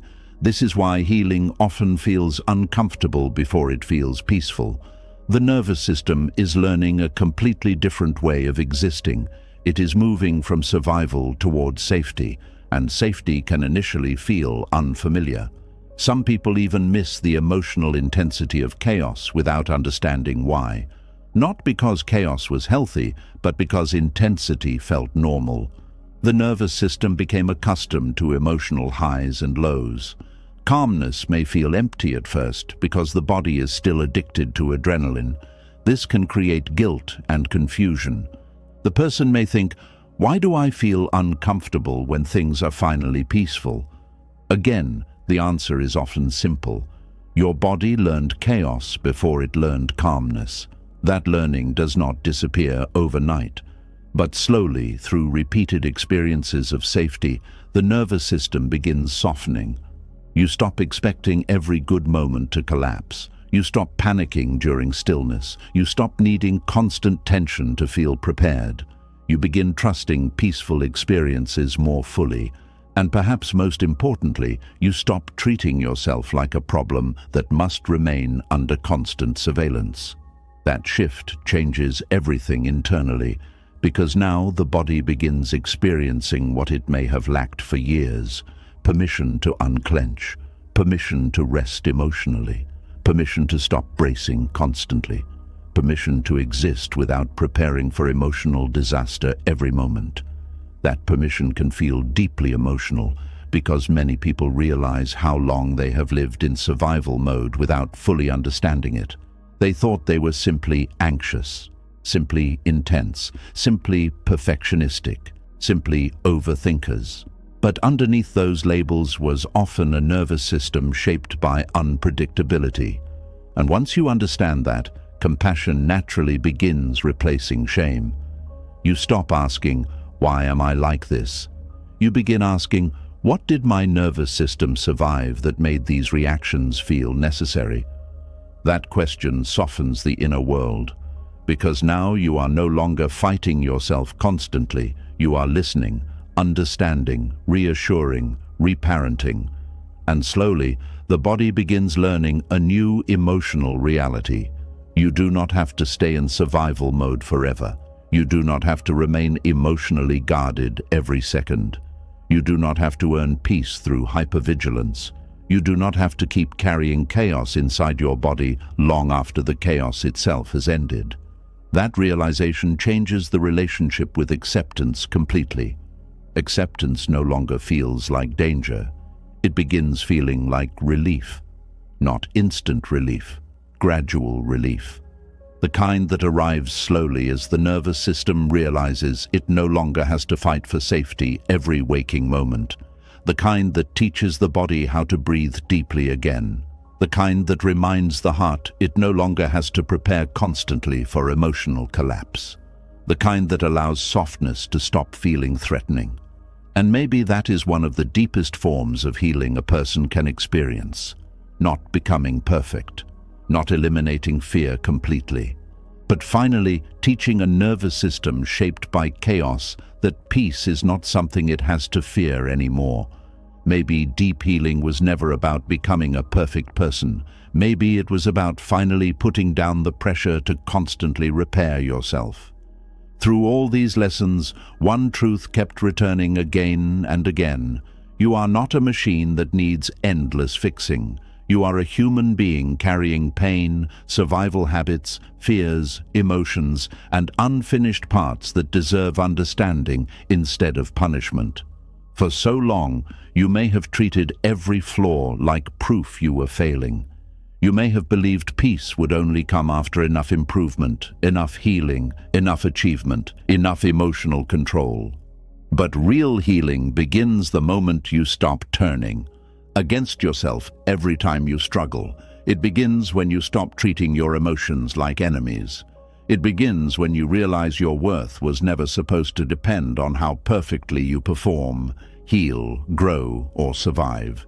And maybe tonight, for the first time in a long time, you can let yourself breathe without trying to become someone else first. Before you leave, I want you to do something honest. In the comments, write the one thing you are tired of trying to fix about yourself, just one. You may be surprised how many people have been carrying the exact same weight in silence. And if this video helped you feel even a little less alone inside your own mind, subscribe to the channel. There are still so many conversations waiting for the part of you that is finally ready to stop fighting itself.